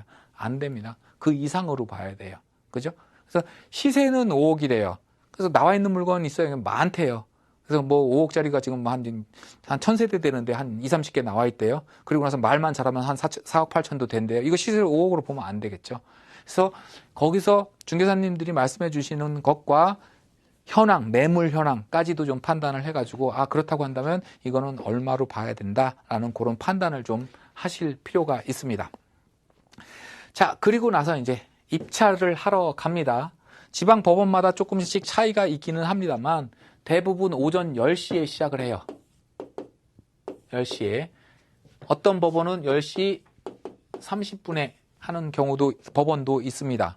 근데 10시에 한다라고 하니까 10시까지 입찰표를 제출해야 된다라고 알고 계신 분들이 그렇게 오해하시는 분들이 많이 있는데요. 그거는 아니고요. 10시에, 이것도 경매도 민사 소송 사건이거든요. 그래서 법정에서 진행을 합니다. 물론 진행하시는 분들은 판사님이 아니라 집행관님들이 하세요. 그 집행관님들 중에서 좀 경력 오래되시고 연세 좀 있으신 분들이 거기까지 이제 올라가시는 건데 법정에서 진행하는데 그 법정을 개정하는 시간이 문을 여는 시간이 10시라는 의미고요. 10시에 시작하는 법원, 10시 반에 시작하는 법원이 있는데 입찰 시간을 70분에서 많이 주는 데는 80분 정도 시간을 줍니다. 그러면 가장 많은 케이스로 10시에 개정을 해서 70분의 시간을 준다라고 한다면 입찰 마감 시간은 11시 10분이 되겠죠. 그래서 그때 처음에 들어가면 개정을 하고 입찰할 때 주의사항이라든가 입찰 요령이라든가 이런 것들을 쭉 앞에서 집행관이 좀 불러주시고 읽어주시고 그 다음에 입찰표를 나눠줍니다. 근데 이 입찰표는 대법원 경매정보 사이트에서 미리 다운받을 수 있어요. 꼭 여기서 나눠줘야 되는 것만 나눠주는 것만 써야 되는 건 아니고요. 미리 다운을 받아서 내가 처음이라서 좀 긴장할 것 같다 그러면 전날 다 작성을 해 가셔도 됩니다. 서류를 받을 때는 입찰표 받아야 되고요. 그 다음에 돈 넣는 편지봉투 같은 입찰 보증금 봉투 받아야 되고요. 그 다음에 이거 2개를 같이 넣을 수 있는 대봉투 받아야 되고요. 이렇게 3개를 받아갖고 나오시는데요. 쓰다가 틀릴 수도 있으니까 2부 받아오세요. 근데 어떤 법원에서는 조금 종이 아끼려고 2장 달라고 그러면 안 됩니다. 이런 데도 있어요. 그럼 난 사건 2개 들어갈 겁니다. 이렇게 해서 2개를 받아오시고요. 그 다음에 법정에 가게 되면 우리 투표할 때 국민투표할 때 투표장 가면 이렇게 기재하는 기재대 있죠. 그런 식으로 입찰표 기재대가 쭉 있습니다. 뒤에 커튼 달려있고 남이 보면 안 되니까 쭉 있습니다. 근데 거기 들어가서 작성을 해도 되지만 각 법원에는 다 매점 식당들이 있거든요. 거기 이제 내려가서 지하에 있으니까 내려가서 여유 있게 좀 작성을 하시는 게 좀 실수를 안 할 수 있는 방법이다. 이렇게 보시면 됩니다. 자, 이렇게 받아서 입찰표 작성을 하고요. 근데 입찰표 작성할 때 주의하실 게 절대 수정은 하지 마십시오. 볼펜으로 작성을 하는데 수정하시면 안 됩니다. 물론 법규정으로 예규상으로 봤을 때는 어떤 거는 수정해도 문제가 안 되는 것들이 있고 어떤 거는 절대로 수정하면 안 되는 것들이 있고 정해져 있습니다만 그걸 우리가 굳이 다 외울 필요는 없고요. 그냥 입찰표는 수정하면 안 된다라고 생각을 하시면 됩니다. 실질적으로 서울의 모 법원에서 있었던 일인데요. 특히 입찰 가격 쓰는 거는 절대 수정하시면 안 됩니다. 이분이 볼펜을 갖고 고민을 하다가 다른 거는 다 기재를 하고 뭐 인적 사항부터 뭐 입찰 보증 금액까지 다 사인까지 도장까지 다 해놓고 마지막까지 입찰 금액만 고민을 한 거예요. 얼마를 써야 될까. 그러다 보니까 우리 볼펜 이 볼이 처음 쓸 때 잘 안 굴러갈 때가 있잖아요. 그죠? 그래서 사자를 쓴다고 찍 걷는데 이거는 안 나오고 이렇게 된 거예요. 그러면서 여기가 자리는 흐리게 났겠죠. 이렇게. 그죠? 그래서 여기 덧칠을 했습니다. 이게 무효 처리됐어요. 그러니까 입찰표에서 조금이라도 이상하다라고 한다면은 다시 가서 받아오시고요. 그래서 새로 작성을 하는 게 맞고요. 그리고 볼펜 작성하기 전에 다른 그냥 이면지 같은 데다 이렇게 한번 그어서 잘 나오게끔 만들어서 쓰시고요. 그리고 숫자 이상하게 쓰시는 분들 계십니다. 특히 이거 무효입니다. 이거 뭐예요? 그쵸. 우리 일상에서는 7로 읽습니다만 이거 무효예요. 7 이것도 애매해요. 이거 1로 볼 수도 있거든요. 그죠? 그래서 우리가 입찰표에 기재하는 숫자는요. 초등학교 교과서에나 나올 수 있는 그런 숫자로 기재를 하십시오. 7 분명히 이렇게 쓰시고요. 9 분명히 이렇게 쓰시고요. 예? 그 다음에 2도 이렇게 쓰셔야지. 이렇게 쓰시는 분들 계세요? 이것도 3으로 보일 수도 있습니다. 그죠? 그래서 초등학교 교과서에 나오는 글씨로 입찰표는 기재를 하는 것이 좋다. 이렇게 생각을 하시면 됩니다. 자, 입찰을 하다 보면 사람들이 되게 많아요. 요즘 같은 또 코로나 때문에 문제되고 그러면 법원에 가보면은 막 불만의 목소리가 나옵니다. 아, 대한민국 IT 강국인데 전자로 좀 하지. 미개하게 이게 법정에서 이게 뭐냐. 실질적으로 공매는 지금 100% 다 전자 입찰하고 있죠. 그죠? 인터넷으로 다 집에 앉아서 공매는 전자 입찰로 하고 있습니다. 근데 법원은 지금 이 경매는 전자 입찰을 진행을 안 해요. 물론 굳이 바꾸려고 한다면 법 개정하고 또 기술적으로 문제 없고 해서 바꿀 수는 있을 것 같습니다만 현재로서는 입찰 당일날까지 실질적으로 대면을 해야 될 일이 있어요. 그러다 보니까 전자입찰로 바꾸지 못하는 거다라는 그런 평가도 있습니다. 뭐가 있냐 하면요. 공유자 우선 매수 청구 여기에 있습니다. 공유자 우선 매수 청구. 공유자가 그 부동산을 우선해서 내가 사겠습니다라고 청구할 수 있는 거를 이제 공유자 우선 매수 청구라고 얘기하는데요. 어떤 경우인지 한번 볼게요. 자, 주택을 가지고 있습니다. 근데 요즘은 부부가 2분의 1씩 공동명의로 많이 하죠. 그죠? 여자분들도 이제 야, 우리 같이 고생해서 만든 주택인데 왜 네 이름으로만 하냐? 같이 하자. 뭐 이래가지고 A라는 사람과 B라는 사람이 이 부동산을 공유합니다. 2분의 1씩. 물론 공유는 꼭 2명만 할 수 있는 건 아니에요. 100명, 1000명도 할 수 있고요. 또 n분의 1로 해야만 하는 것도 아닙니다. 둘이 갖고 있어도 이 사람이 10분의 7 갖고 10분의 3 갖고 이렇게 가질 수 있어요. 근데 2분의 1씩을 가지고 있습니다. 근데 일반적으로 봤을 때는 요 부부가 이 부동산을 아파트를 취득을 하면서 아, 우리가 취득 금액에서 조금 부족하니까 은행 가서 대출을 받자 해서 같이 가는 경우에는 은행에서는 1금융권 은행에서는 요 지분, A 지분 또는 B 지분만을 담보로 돈을 빌려주지는 않습니다. 물건의 가치가 어마어마해가지고 뭐 특별한 사정이 있으면 또 모를까 아파트를 담보로 넣고 돈을 빌리면서 요 A 지분만을 담보로 잡는다? 그렇지는 않아요. 그렇게는 안 해줍니다. 그러니까 남편이 돈을 벌고 뭐 B는 뭐 전업주부라서 소득을 증빙할 수 있는 게 없고 이런 경우에는 A가 채무자로 가고 본인 그 지분을 담보로 놓고 B는 A가 돈을 빌리는데 담보 제공을 하고 이런 형식으로 들어가서 은행은 어찌됐든 이 부동산 전부에 대해서 근저당을 설정을 합니다만 자 그런 경우가 아니고요.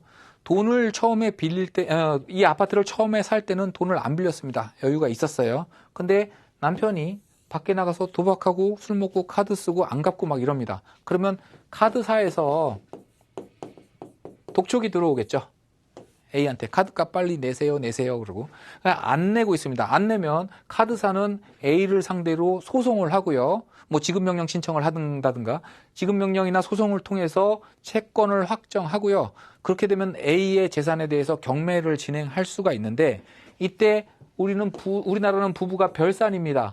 무슨 얘기냐면 A한테 받을 돈이 있다고 해서 그 부인인 B한테 청구할 수 없다라는 얘기예요. 그래서 우리가 살다 보면 저도 가끔 그런 얘기를 듣는데 뭐 어떤 누구네 집 그 누구네 집 이혼했대 그래요. 그래서 왜 거기 금수를 그렇게 사이가 좋았는데 왜 이혼했어? 그러면 남편이 사업하다가 잘못돼가지고 빚을 너무 많이 졌대. 그래서 저는 그렇습니다. 빚을 너무 많이 져서 경제적으로 어려워졌고 그러다 보니까 다툼이 잦아졌고 그래서 서로 마음이 안 맞아서 했다. 이거는 이해가 가는데 여전히 같은 집에서 살면서 사이좋게 지내면서 남편 빚 때문에 이혼을 했다? 이게 왜 이혼을 했는지 저는 잘 물어보고 싶은데 사실 민감한 문제라 그러지는 못하고 어쨌든 A한테 받을 돈이 있다고 해서 B한테 청구를 못하게 돼 있어요. 전혀 이거 이혼하는 거 전혀 실익이 없는 겁니다. 자, 그래서 카드사가 A의 재산 이 주택의 2분의 1을 경매를 신청을 합니다. 그럼 요 지분만 매각이 돼요. 지분 매각 사건이라고 얘기를 하는데요. 그래서 경매가 절차대로 진행을 해서 요 A의 지분이 C한테 넘어갔습니다. C한테 넘어가면 요 지분 2분의 1은 C의 소유가 되고 요쪽 지분은 B한테 그대로 남아있겠죠. 물론 우리가 부동산, 물건을 공유한다라는 데 있어서의 그 공유의 개념은 이 아파트가 A, B가 공유한다? 그럼 안방은 A 거, 건너방은 B 거. 이 개념은 아닙니다. 그 부동산 전체에 대한 권리를 반반씩 갖고 있다는 의미죠. 자, 이렇게 지분을 B하고 C하고 공유하게 되는데요. 2분의 1씩 갖게 되는데요. 이랬을 때 특별한 사정이 없다라고 한다면 C하고 B는 생면부지일 가능성이 크죠. 전혀 모르는 사람일 수 있습니다. 그러면 C하고 B 사이에 새로운 분쟁이 발생할 수가 있어요. 우리 법은 크게 민사와 형사로 나누죠. 그죠?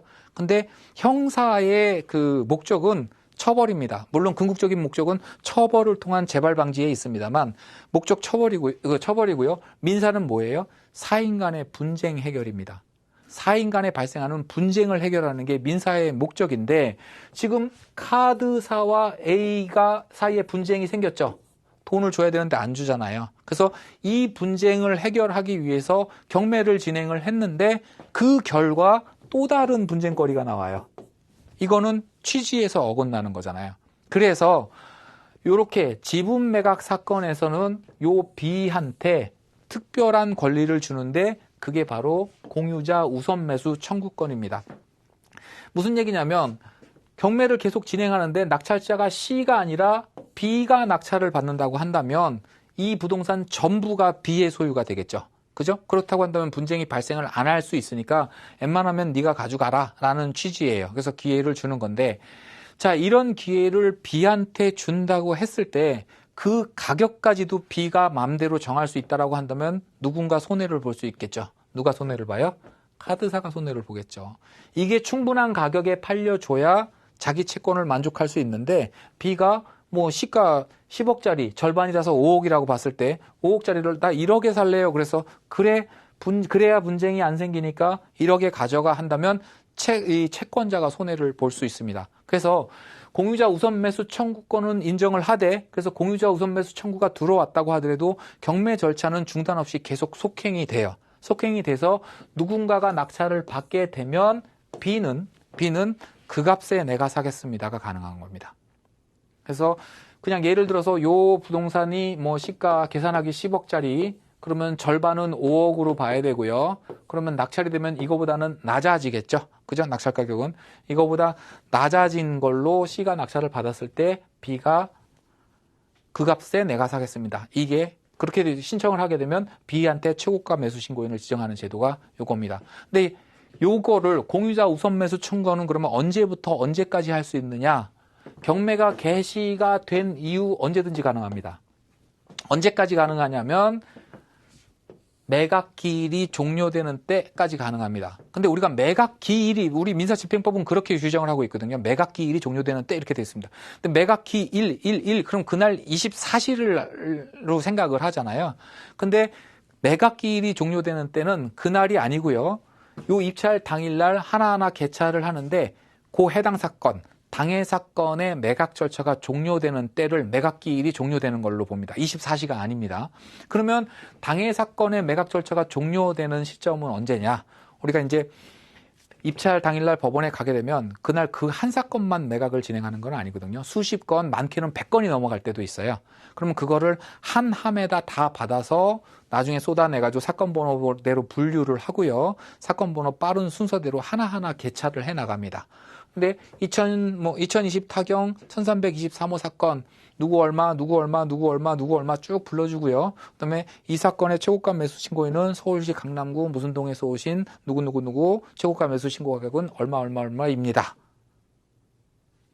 3초 정도 쉬고 이의 있습니까? 물어보고 3초 정도 쉬고 이 사건 종결합니다 해요. 이 사건 종결합니다 자가 떨어지면 매각기일이 종료된 거로 봅니다. 그러니까 요 전까지 할 수 있어요. 그 이후에는 안 되고요. 자, 근데 요 B한테 공유자 우선 매수 청구권을 인정을 하는데 요 B는 언제든지 이 공유자 우선 매수 청구를 포기할 수 있습니다. 예를 들어서 한 요 시점쯤에 공유자 우선 매수 청구를 했는데 만약에 한 번 청구를 했다라고 한다면 포기할 수 없다. 법이 그렇게 돼 있다고 한다면 요 C가 고등학교 때 얘한테 맨날 얻어맞고 다니는데 괴롭힘을 당했다는 애예요. 근데 얘가 포기할 권한이 없다라고 한다면 C가 입찰 가격을 10억을 적어내면 그래도 10억에 얘가 사야 되느냐? 이건 문제가 있잖아요. 그래서 입찰 가격이 노출되는 시점에 포기할 수 있습니다. 물론 그 전에도 포기할 수 있고요. 그냥 철회할 수 있습니다. 그렇게 철회가 가능합니다. 당연히 이거는 가능을 해야 돼요. 그러다 보니까 어떤 꼼수가 있었냐면 예전에는 경매 개시 결정 나고요. 이 시점에 B가 공유자 우선 매수 청구를 해버립니다. 그러면 그게 매각 물건 명세서 상에 노출이 되고요. 공유자 B로부터 공유자 우선 매수 신고서 제출됨 하고 떠요. 그러면 우리 입찰자들 입장에서는 야 이거 가서 내가 낙찰 받아봐야 내가 가져갈래 그러면 나는 잃어버리는 거잖아요. 그거 갖고 권리 분석하고 현장 조사하고 내가 월차 내가지고 법원 가고 이러지는 않겠죠. 그래서 아무도 이 물건을 노리지를 않습니다. 그리고 나서 아무도 입찰표가 제출 안 되니까 유찰되겠죠. 그죠? 유찰이 됐어요. 그때 요 B가 요 회차 최저가로 취득을 할 수 있는데 내가 살 수 있습니다 하는데 포기할 수 있다고 그랬죠. 포기를 합니다. 그러면 절차상의 하자는 전혀 없는데 유효한 입찰표가 한 장도 제출이 안 됐으니까 이거는 유찰이 되는 거예요. 그러면 서울 같은 경우에 20%, 지방법원에 따라서 30%가 차감이 되죠. 그리고 다시 여기로 가겠죠. 유찰되고 요때 또 신청을 합니다. B가.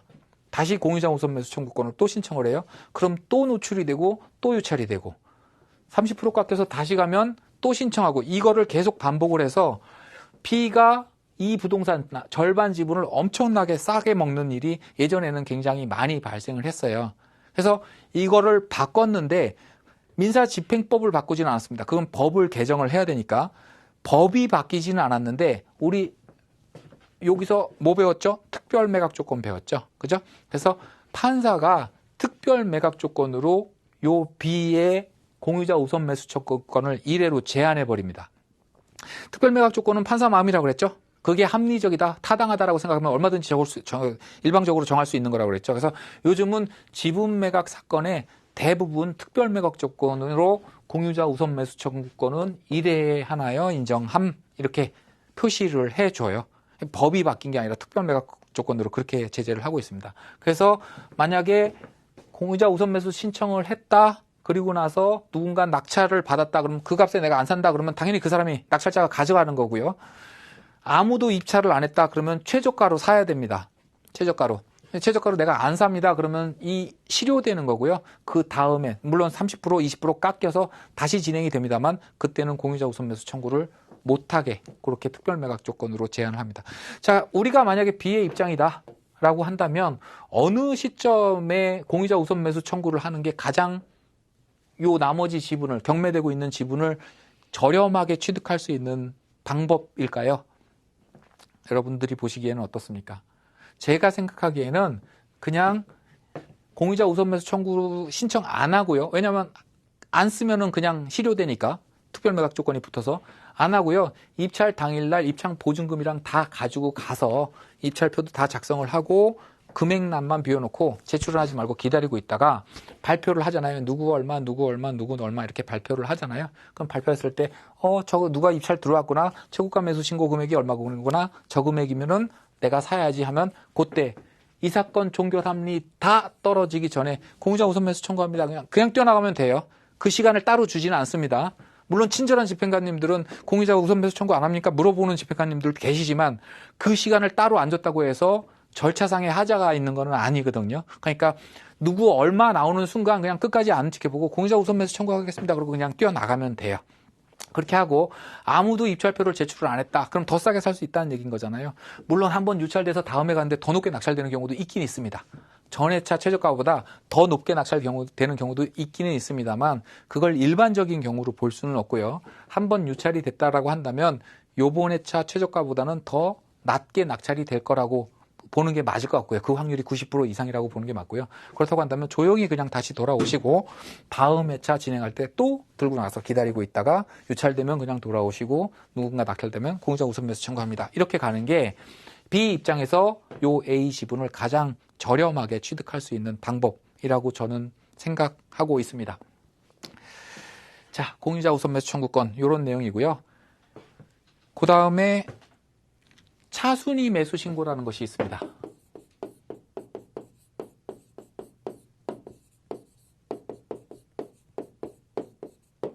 차순위 매수 신고. 요거는 입찰자가 여러 명입니다. 여러 명일 경우에는 1등이 최고가 매수 신고인이 되잖아요. 가장 높은 금액을 쓴 사람이. 우리가 흔히 말하는 낙찰자 이렇게 얘기를 합니다만 법적으로는 최고가 매수 신고인 이렇게 표현을 합니다. 최고가 매수 신고인이 되는데 만약에 이 사람이 매각 허가 결정도 나고 그거에 대한 확정도 나고 절차상에 아무런 하전 없이 잔금 기한까지 딱 정해졌는데 이 사람이 잔금을 안 냈다. 그럼 우리 재매각 간다고 그랬잖아요. 이렇게 재매각 가는 경우에 재매각 가지 말고 그냥 내가 취득하겠습니다. 차순위로 내가 매수하겠습니다라는 그 신고가 차순위 매수 신고예요. 근데 요거에 대해서 많이 오해들을 하시는 게 차순위, 우리 차순위면 몇 등을 얘기하는 거죠? 2등을 얘기하는 거잖아요. 그러다 보니까 2등만 차순위 매수 신고를 할 수 있는 걸로 생각하시는 분들이 굉장히 많아요. 근데 2등만 할 수 있는 게 아니라요. 3등도 할 수 있고 4등도 할 수 있고 5등도 할 수 있습니다. 요건만 갖춰주면 그 요건은 뭐냐면요. 최고가 매수 신고 금액, 낙찰 가격이죠. 최고가 매수 신고 금액에서 입찰 보증금을 뺀 금액보다 내 입찰가가 크면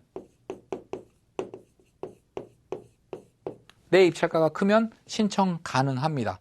이게 수학 연산 나오면 머리 아파지죠. 이제 예를 하나 한번 들어볼게요. 이거 좀 지워야 되겠네요. 자, 최고가 빼기 보증금이 최고가에서 보증금을 뺀 금액보다 내 입찰 가격이 크면 자, 최저가가 지금 계산하기 쉽게 10억 잡겠습니다. 10억 잡았는데요. 한 7명이 입찰을 했습니다. 1등, 2등, 3등, 4등, 5등, 6등, 7등 이렇게 입찰을 했어요. 1등이 12억 썼고요. 2등이 11억 7천 썼고요. 3등이 11억 2천 썼고요. 10억 8천 썼고요. 요 사람은 10억 3천 썼고요. 10억 2천, 10억 1천 이렇게 볼게요. 그죠? 대입을 해볼게요. 일단 이 사람이 최고가 매수 신고인이겠죠, 당연히. 그죠? 최고가 매수 신고인이고요. 12억입니다. 대입을 해보면 입찰 보증금은 얼마죠? 재매각 사건이 아니라고 한다면 1억이죠. 예전에는 입찰 가격, 자기가 쓰는 입찰 가격의 10%를 보증금으로 넣게끔 돼 있었어요. 근데 지금은 법이 바뀌어가지고 내가 얼마를 쓰든 간에 입찰 보증금은 당해차 최저가의 10%니까 다 공이 1억을 넣겠죠. 그죠? 그러면 12 빼기 1 하면 11이죠. 그죠? 11억보다 더 많이 쓴 사람, 요 두 사람은 누구든 차순위 매수 신고를 할 수 있습니다. 근데 둘 다 차순위 매수 신고를 한다. 그러면 차순위 매수 신고인은 단 한 명밖에 없기 때문에 당연히 높게 쓴 사람, 요 사람한테 차순위 매수 신고의 기회가 주어져요. 요 사람은 2등, 3등이 11억 7천, 11억 2천 쓴 사람 둘 다 차순위 매수 신고 안 하겠습니다 했는데도 요 사람은 안 되는 겁니다. 요건이 안 되기 때문에. 자, 이거는 어떤 취지냐 하면요. 자, 여기서 불허가가 나면은 최고가 매수 신고인, 차순위 매수 신고인 다 무효고 그냥 다 보증금 돌려주고 넘어가는 거고요, 위로. 매각 허가 결정이 났는데 그 허가 결정 금액은 지금 얼마로 났어요? 12억으로 났잖아요. 그죠? 12억으로 났어요. 근데 이 사람이 잔금을 지급 안 한다. 그러면 이 사람이 낸 1억을 몰취할 거잖아요. 그리고 차순위 매수 신고인 한 사람도 1억 보증금 못 찾습니다. 그대로 놔둬야 돼요. 그 사람 거하고 잔금 10억 7천 내면 결국엔 재원이 12억 7천이 확보가 되잖아요. 그죠? 그러면 12억에도 매각 허가 결정이 났는데 그거보다 더 많은 재원인 12억 7천이 확보된 상황에서 매각 허가를 못 내줄 이유가 없다라는 취지입니다. 근데 만약에 이 사람이 차순위 매수 신고를 요청을 했는데 받아준다라고 한다면 12억의 차순위 매수 신고를 했지만 이 사람이 돈을 안 내서 1억을 몰취했다고 하더라도 11억 3천밖에는 재원이 확보가 안 되잖아요. 12억에 대해서 그 매각 허가 결정을 냈는데 그거보다 7천만 원이나 작은 11억 3천에는 매각 허가 결정을 못 내주겠다라는 그런 취지입니다. 그런 취지가 하나 있고요. 또 하나는 꼼수를 막기 위한 것도 있습니다. 어떤 물건이 있는데 이게 10억짜리예요. 10억짜리인데 내가 보기에는 객관적으로 봤을 때 경험칙상 봤을 때는 11억이 경합선이에요. 11억이면 낙찰을 받을 수는 있을 것 같아요. 근데 나는 이 물건에 개인적인 사연이 있어서 아니면 개인적으로 너무 좋아해서 15억을 주고 사도 하나도 아깝지가 않습니다. 15억이라도 덜컥 살 것 같아요, 지금. 그 정도의 물건입니다. 근데 15억을 주고 사자니 예상가는 11억인데 아깝고 그냥 예상가대로 경합 들어갔다가 떨어지면 또 아까울 것 같고 이러지도 저러지도 못하는 거죠. 그래서 남편이 15억에 들어가고 부인이 11억에 들어갑니다. 둘이서. 별산이니까 가능해요. 부부가 같은 사건에 입찰표 제출할 수 있습니다. 들어가요. 그리고 요 사이에 누군가 들어오면 그냥 15억 잔금 치러버리는 거고요. 요 사이에 아무도 안 들어왔어요. 다 11억보다도 낮은 금액입니다. 그러면 차순위 매수 신고하고 입찰 보증금 포기하고 잔금 치르면 12억에 사는 셈이 돼버리잖아요. 그죠? 그래서 그 꼼수를 막기 위해서 요 요건을 주는 의미도 있습니다. 자, 차순위 매수 신고하는데 둘 다 11억 7천이다. 둘 다 11억 7천이다. 근데 둘 다 차순위 매수 신고하겠다라고 주장을 하면 누구한테 제정을 해줄까요? 빨리 접수한 사람. 제비뽑기합니다. 네, 둘 중에 제비뽑기합니다. 자, 최고가 매수 신고인이 2명이 나왔다. 이 사람 12억, 이 사람도 12억, 2명 나오면은 이때는 요 두 사람 그 자리에서 다시 입찰시킵니다. 다시 입찰시켜가지고 그 두 사람만 경합을 시키고요. 거기서 또 똑같은 금액이 나왔다. 그러면 또 다시 하는 게 아니라 그때 재비뽑기합니다. 그래서 최고가는 한번 다시 입찰시키고 그 두 사람만. 근데 그때 입찰할 때는 최저가는 10억이 아니라 12억입니다. 이거 이상 써야 돼요. 만약에 두 사람만 다시 하면서도 이걸 계속 유지한다. 그럼 저거 꼭 먹고 싶다. 그러면 10억이면 둘이서 짜고 20억 썼다가 둘 다 공동 만들어 놓고 다른 사람 다 버리고 10억, 뭐 100만 원, 10억, 200만 원 이렇게 쓸 수도 있잖아요. 그래서 공동이 난 금액이 최저가입니다. 그거 물론 보증금을 더 넣어야 되는 건 아니고요. 그 금액 이상으로 쓴 그 입찰표만 유효합니다. 그럼 차순위가 똑같을 때는 왜 다시 안 하냐? 상한가가 이미 나왔잖아요. 그죠? 상한가가 나와서 11억 7천에 둘이 겹쳤는데 상한가가 정해졌는데 그 상한가를 안 주면 얘가 13억을 썼다 그러면 최고가 매수 신고인보다 차순위 매수 신고인 금액이 더 커져버리는 그런 문제가 발생하기 때문에 차순위 매수 신고인이 겹칠 경우에는 그냥 바로 제비뽑기 합니다. 됐죠? 여기까지 질문 있나요? 예. 그 아까 몰치되는 금액 있지 않습니까? 네. 보증금을 몰취하는 경우에 네. 그 몰치된 금액은 어쨌든 그 채권자한테 가는 금액은 아니고 법원이 그러니까 그 국가가 갖는 건가요? 아니면 채권자가 갖는 건가요? 그 배당 지원에 산입합니다. 그러니까 결국엔 채권자한테 가겠죠. 아, 네. 예, 배당 지원에 산입. 근데 또 한 가지. 예. 네, 또 한 근데 가지. 잠깐만요. 네. 부연 설명은 경매는 그런데요. 공매는 국고로 산입이 돼요. 공매는. 그래서 그거에 말이 많습니다. 우리가 일반 부동산 중개사무소에서 매매 계약을 체결을 해도 계약 내 집 팔려고 계약금 10% 받았어요. 그리고 나서 저 사람이 잔금 안 치르면 그건 내 거잖아요. 중개사가 가져가는 게 아니잖아요. 근데 왜 공매는 국가가 그걸 가져가느냐 해서 말이 많습니다만 어찌됐든 현실은 경매는 배당 재원에 산입합니다. 그러니까 결국엔 채권자한테 가는 거고 그 공매는 국고에 산입되고 그 차이가 있습니다. 그리고 또 한 가지 아까 그 강사님 말씀하신 꼼수 중에서 특별 매각 조건을 달지 않으면 예. 차순위 우선을 해서 여러 번 넣어가지고 예. 싸게 저렴하게 예전에는 예. 싸게 저렴하게 할 수도 있다 했는데 네. 예를 들어서 공유자가 예. 그러니까 지분이 아까처럼 예를 드신 것처럼 부부가 아니라 아들, 딸까지 해서 뭐 한 5명이다. 예를 들어서 5명이면 나머지 4명이서 한 번씩 하더라도 4번까지 차순위를 할 수가 가능합니다. 있잖아요. 예, 가능합니다. 그런 거에 대해서는 다른 뭐 특별 매각 조건이나 이런 거는 아직까지는 없는지 그거에 대비해서. 예, 그거는 특별 매각 조건을 그런 일이 실무에서 발생을 하는데 그거에 대해서는 제한을 못 하는 게 뭐냐면 자, 뭐 아들 1, 아들 2, 아들 3이 있다. 뭐 부인이 있고요. 요 사람이 권리 행사를 어찌됐든 각각한테 주어진 권리인데 다른 공유자가 행사하면 니네들도 안 돼. 이거는 얘네들을 너무 심하게 제한을 하는 거죠. 물론 우리가 일반적으로 봤을 때는 다 가족이라서 다 한 통속이야. 통속이라는 표현이 좀 그렇습니다만 짜고 하는 거야라고 우리는 보여지지만 그거를 법 입장에서 법이 각각한테 인정된 권리인데 한 명 있으면 니네들도 못 써라고 제한할 수는 없죠. 그 문제가 그거를 이제 그 경매재판부에서 인지를 못하고 있는 건 아닙니다. 충분히 인지를 하고 있습니다만 법률적으로 제한할 수 있는 근거가 없는 거죠. 예. 자, 입찰까지 마쳤습니다. 자, 그리고 나서 다시 일주일이 지나고 나서 이제 매각 허가 또는 불허가 결정이 납니다. 요 일주일이라는 시간은 왜 두냐 하면은요. 법원이 이제 또 리뷰를 하는 거예요. 경매 개시 결정부터 요 매각 진행하는 때까지 특별한 하자가 있었는지 우리가 간과하고 진행한 거는 없는지 요것도 다시 리뷰를 좀 하고요. 또 이해관계인의 또 어떤 제보도 받습니다. 이의 신청이라고 하죠. 뭐 매각 허가 신청 또는 매각 불허가 신청 이런 것도 받습니다.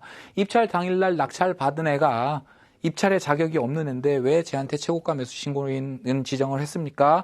그러니까 이 사건은 매각 불허가를 해야 됩니다. 뭐 이런 그 의견도 받습니다. 그래서 절차상의 하자가 전혀 없다라고 한다면 매각 허가 결정이 나고요. 만약에 하자가 발견이 되면 불허가 결정을 하고요. 그 불허가의 귀책 사유가 낙찰자한테 있는 경우, 최고가 매수 신고인한테 있는 경우에는 보증금 안 돌려주고 요로 다시 돌아가고요. 낙찰자의 귀책 사유가 아니다라고 한다면 보증금을 돌려주고 이쪽으로 다시 돌아갑니다. 그럼 낙찰자의 귀책 사유는 뭐가 있었죠? 우리 앞에서 훑어본 것처럼 농지취득 자격증명 요때까지 내라고 했는데 안 낸 거. 그죠? 그다음에 그 복지법인, 공익법인의 그 주무관청 허가서 요때까지 내라고 했는데 안 낸 경우. 이런 경우는 분명히 하자가 있기 때문에 매각 허가 결정을 못 내려서 불허가를 내지만 그 귀책 사유는 최고가 매수 신고인한테 있다 해서 보증금 몰취하고 여기로 다시 돌아갑니다. 자, 근데 하자가 없다 그래서 매각 허가 결정이 났다. 그리고 나서 또 일주일 후에 이 허가가 확정이 됩니다. 근데 요거에 대해서 많은 분들이 대법원 경매정보 사이트를 보니까요. 매각 공고나고 뭐 물건 명세서 공제가는 거고 입찰 기일하고 매각 허가 결정 기일 이런 거는 다 뜨는데 매각 허가 결정이 확정되는 거에 대해서는 안 뜹니다. 지난주 수요일이 있기 때문에 이번 주 수요일 날 떠야 되는데 왜 이게 안 뜨죠? 라고 문의하시는 분들이 굉장히 많아요. 근데 요 매각 허가 결정 또는 불허가 결정에 대한 확정이라는 것은 경매 절차상의 문제가 아니고요. 우리가 법원에서 어떤 것을 결정하는 판사님이 어떤 그 결정을 하는 거는 제일 흔한 거 판결도 있고요. 그죠? 그 다음에 뭐 명령도 있고요. 그 다음에 결정도 있고 그 결정 중에 하나입니다. 요 매각 허가 결정이. 이 결정 중에 하나다 보니까 요 결정, 판결에 대해서 우리가 불이익을 받는다라고 생각하는 사람은 불복할 수 있죠. 지금 1심에서 진 사람이 2심 가고 3심 대법원까지 가고 하잖아요. 그걸 이제 불복 절차라고 얘기를 하는데 명령에도 그렇고 결정에도 그렇고 다 불복 절차가 있고요.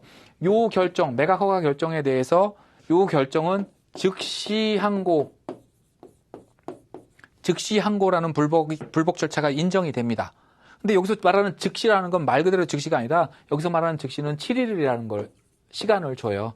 그래서 7일 안에 항고를 할 수 있다라는 겁니다. 7일 안에 항고를 할 수 있다라는 거고 7일 동안 항고장이 접수되지 않는다고 한다면 이 결정이 확정되는 겁니다. 확정된다라는 거는 그 이후에 이의를 제기해도 뒤집히지 않는다라는 거예요. 그냥 뭐가 잘못됐어도 뒤집히지 않고 그대로 간다라는 겁니다.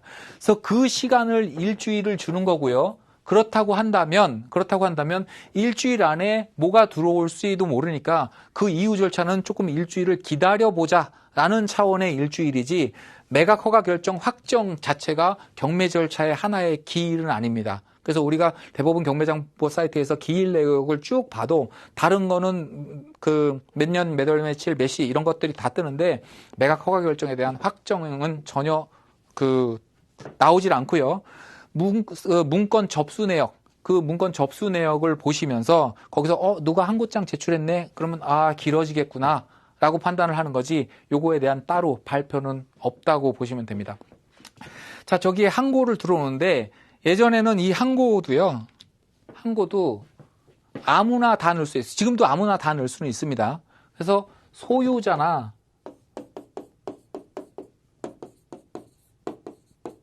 채무자도 항고를 넣을 수가 있는데요. 소유자나 채무자가 항고를 넣을 때는 항고보증금을 10%를 납부를 해야만 했습니다. 공탁을 하는 거죠. 그래서 왜 그러냐면 소유자나 채무자는 이 경매 절차를 지연시키고 싶은 대표적인 두 사람이죠. 그죠? 그래서 항고를 집어넣으면 본격적인 소송이 시작이 되는 거고 그 항고 결과가 나올 때까지 매각 허가 결정에 대한 확정은 안 나는 거고 매각 허가 결정에 대한 확정이 안 나니까 잔금 기한도 안 잡히는 겁니다. 잔금 기한이 안 잡히면 잔금을 낼 수도 없고 소유권을 취득을 못 하는 거죠, 낙찰자는. 그래서 그렇게 지연을 시키기 위한 방법으로 이 항고를 많이 썼었어요.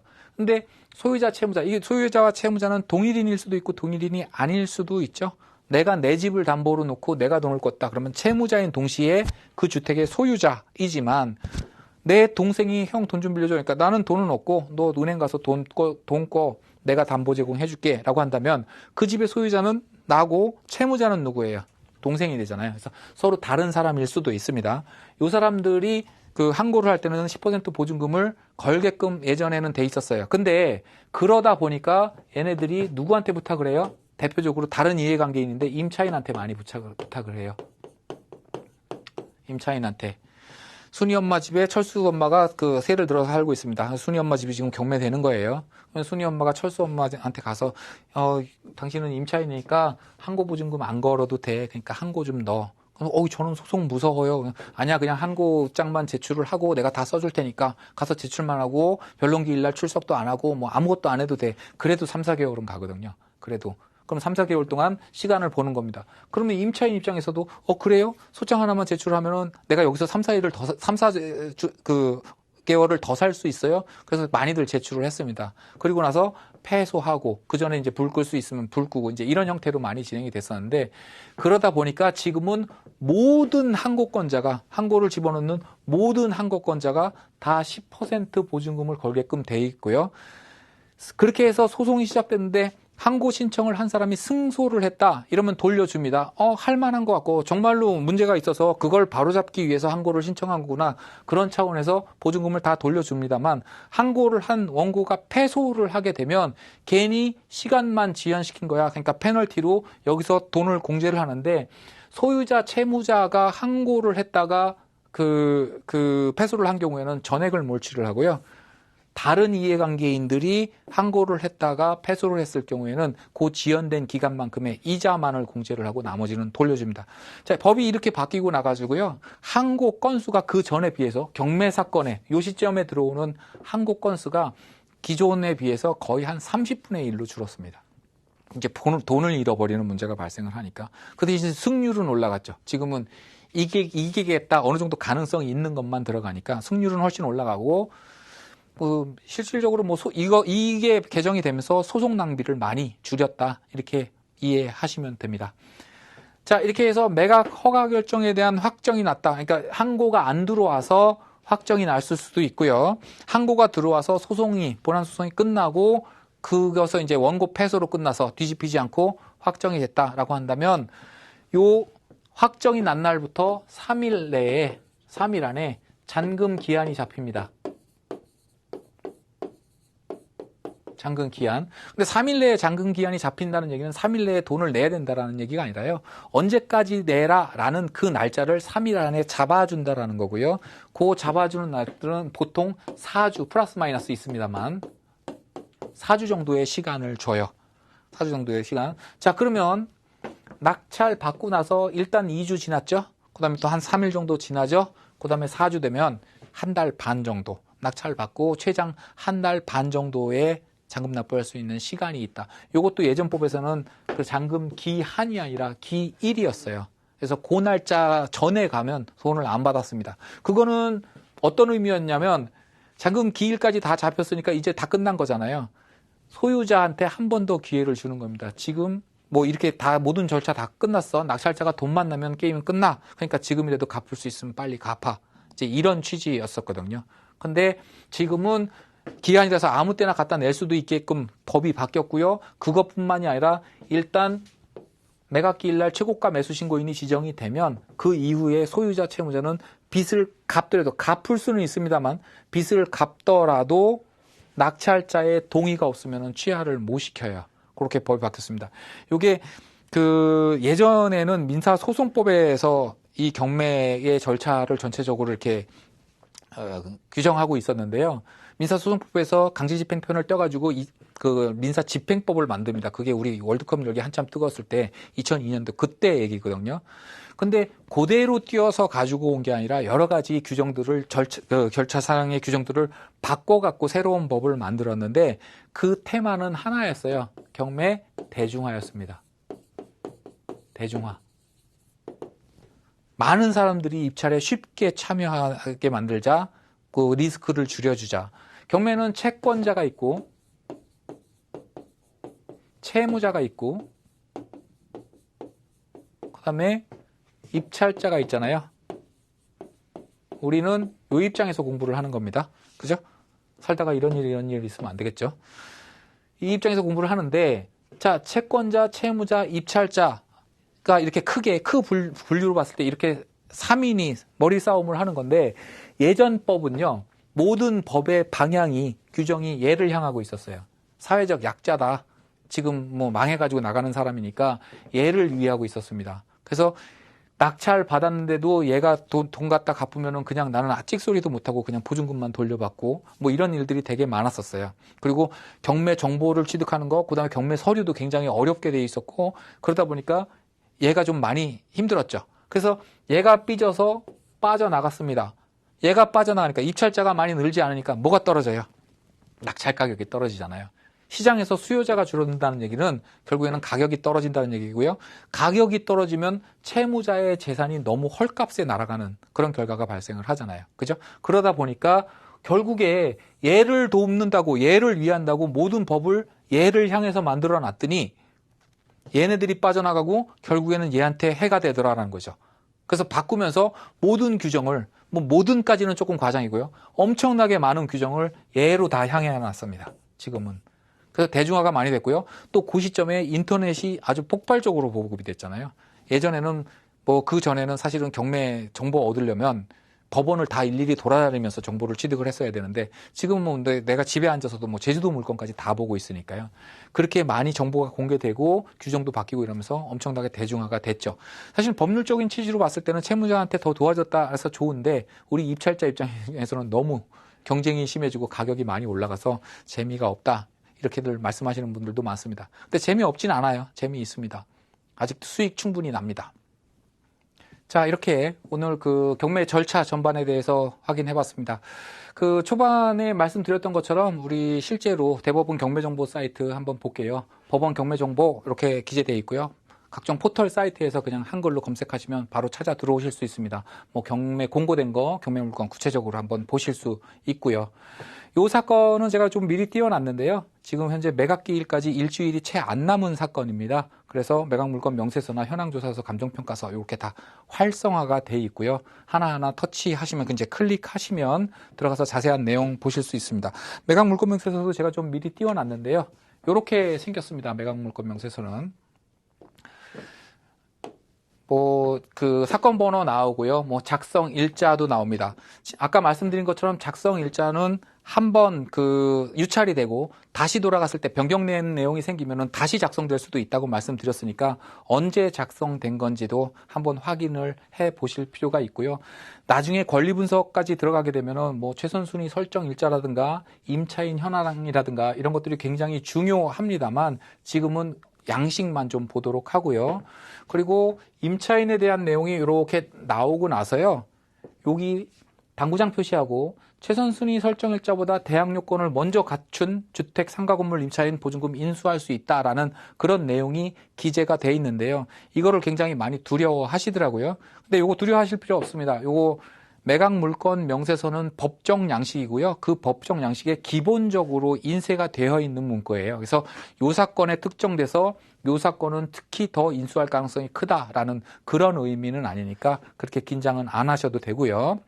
그다음에 뭐 부동산에 관한 거, 그다음에 요 비고란 맨 밑에 보면 비고란이 있는데요.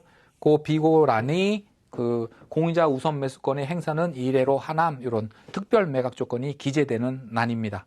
요까지 다 보시고요. 나중에 그 권리분석 공부하실 때 이 매각 물건 명세서는 굉장히 많이 자주 보시게 될 겁니다. 자, 오늘 준비한 시간은 여기까지입니다. 다음에 또 뵐 수 있기를 좀 간절히 바라보겠습니다. 고맙습니다.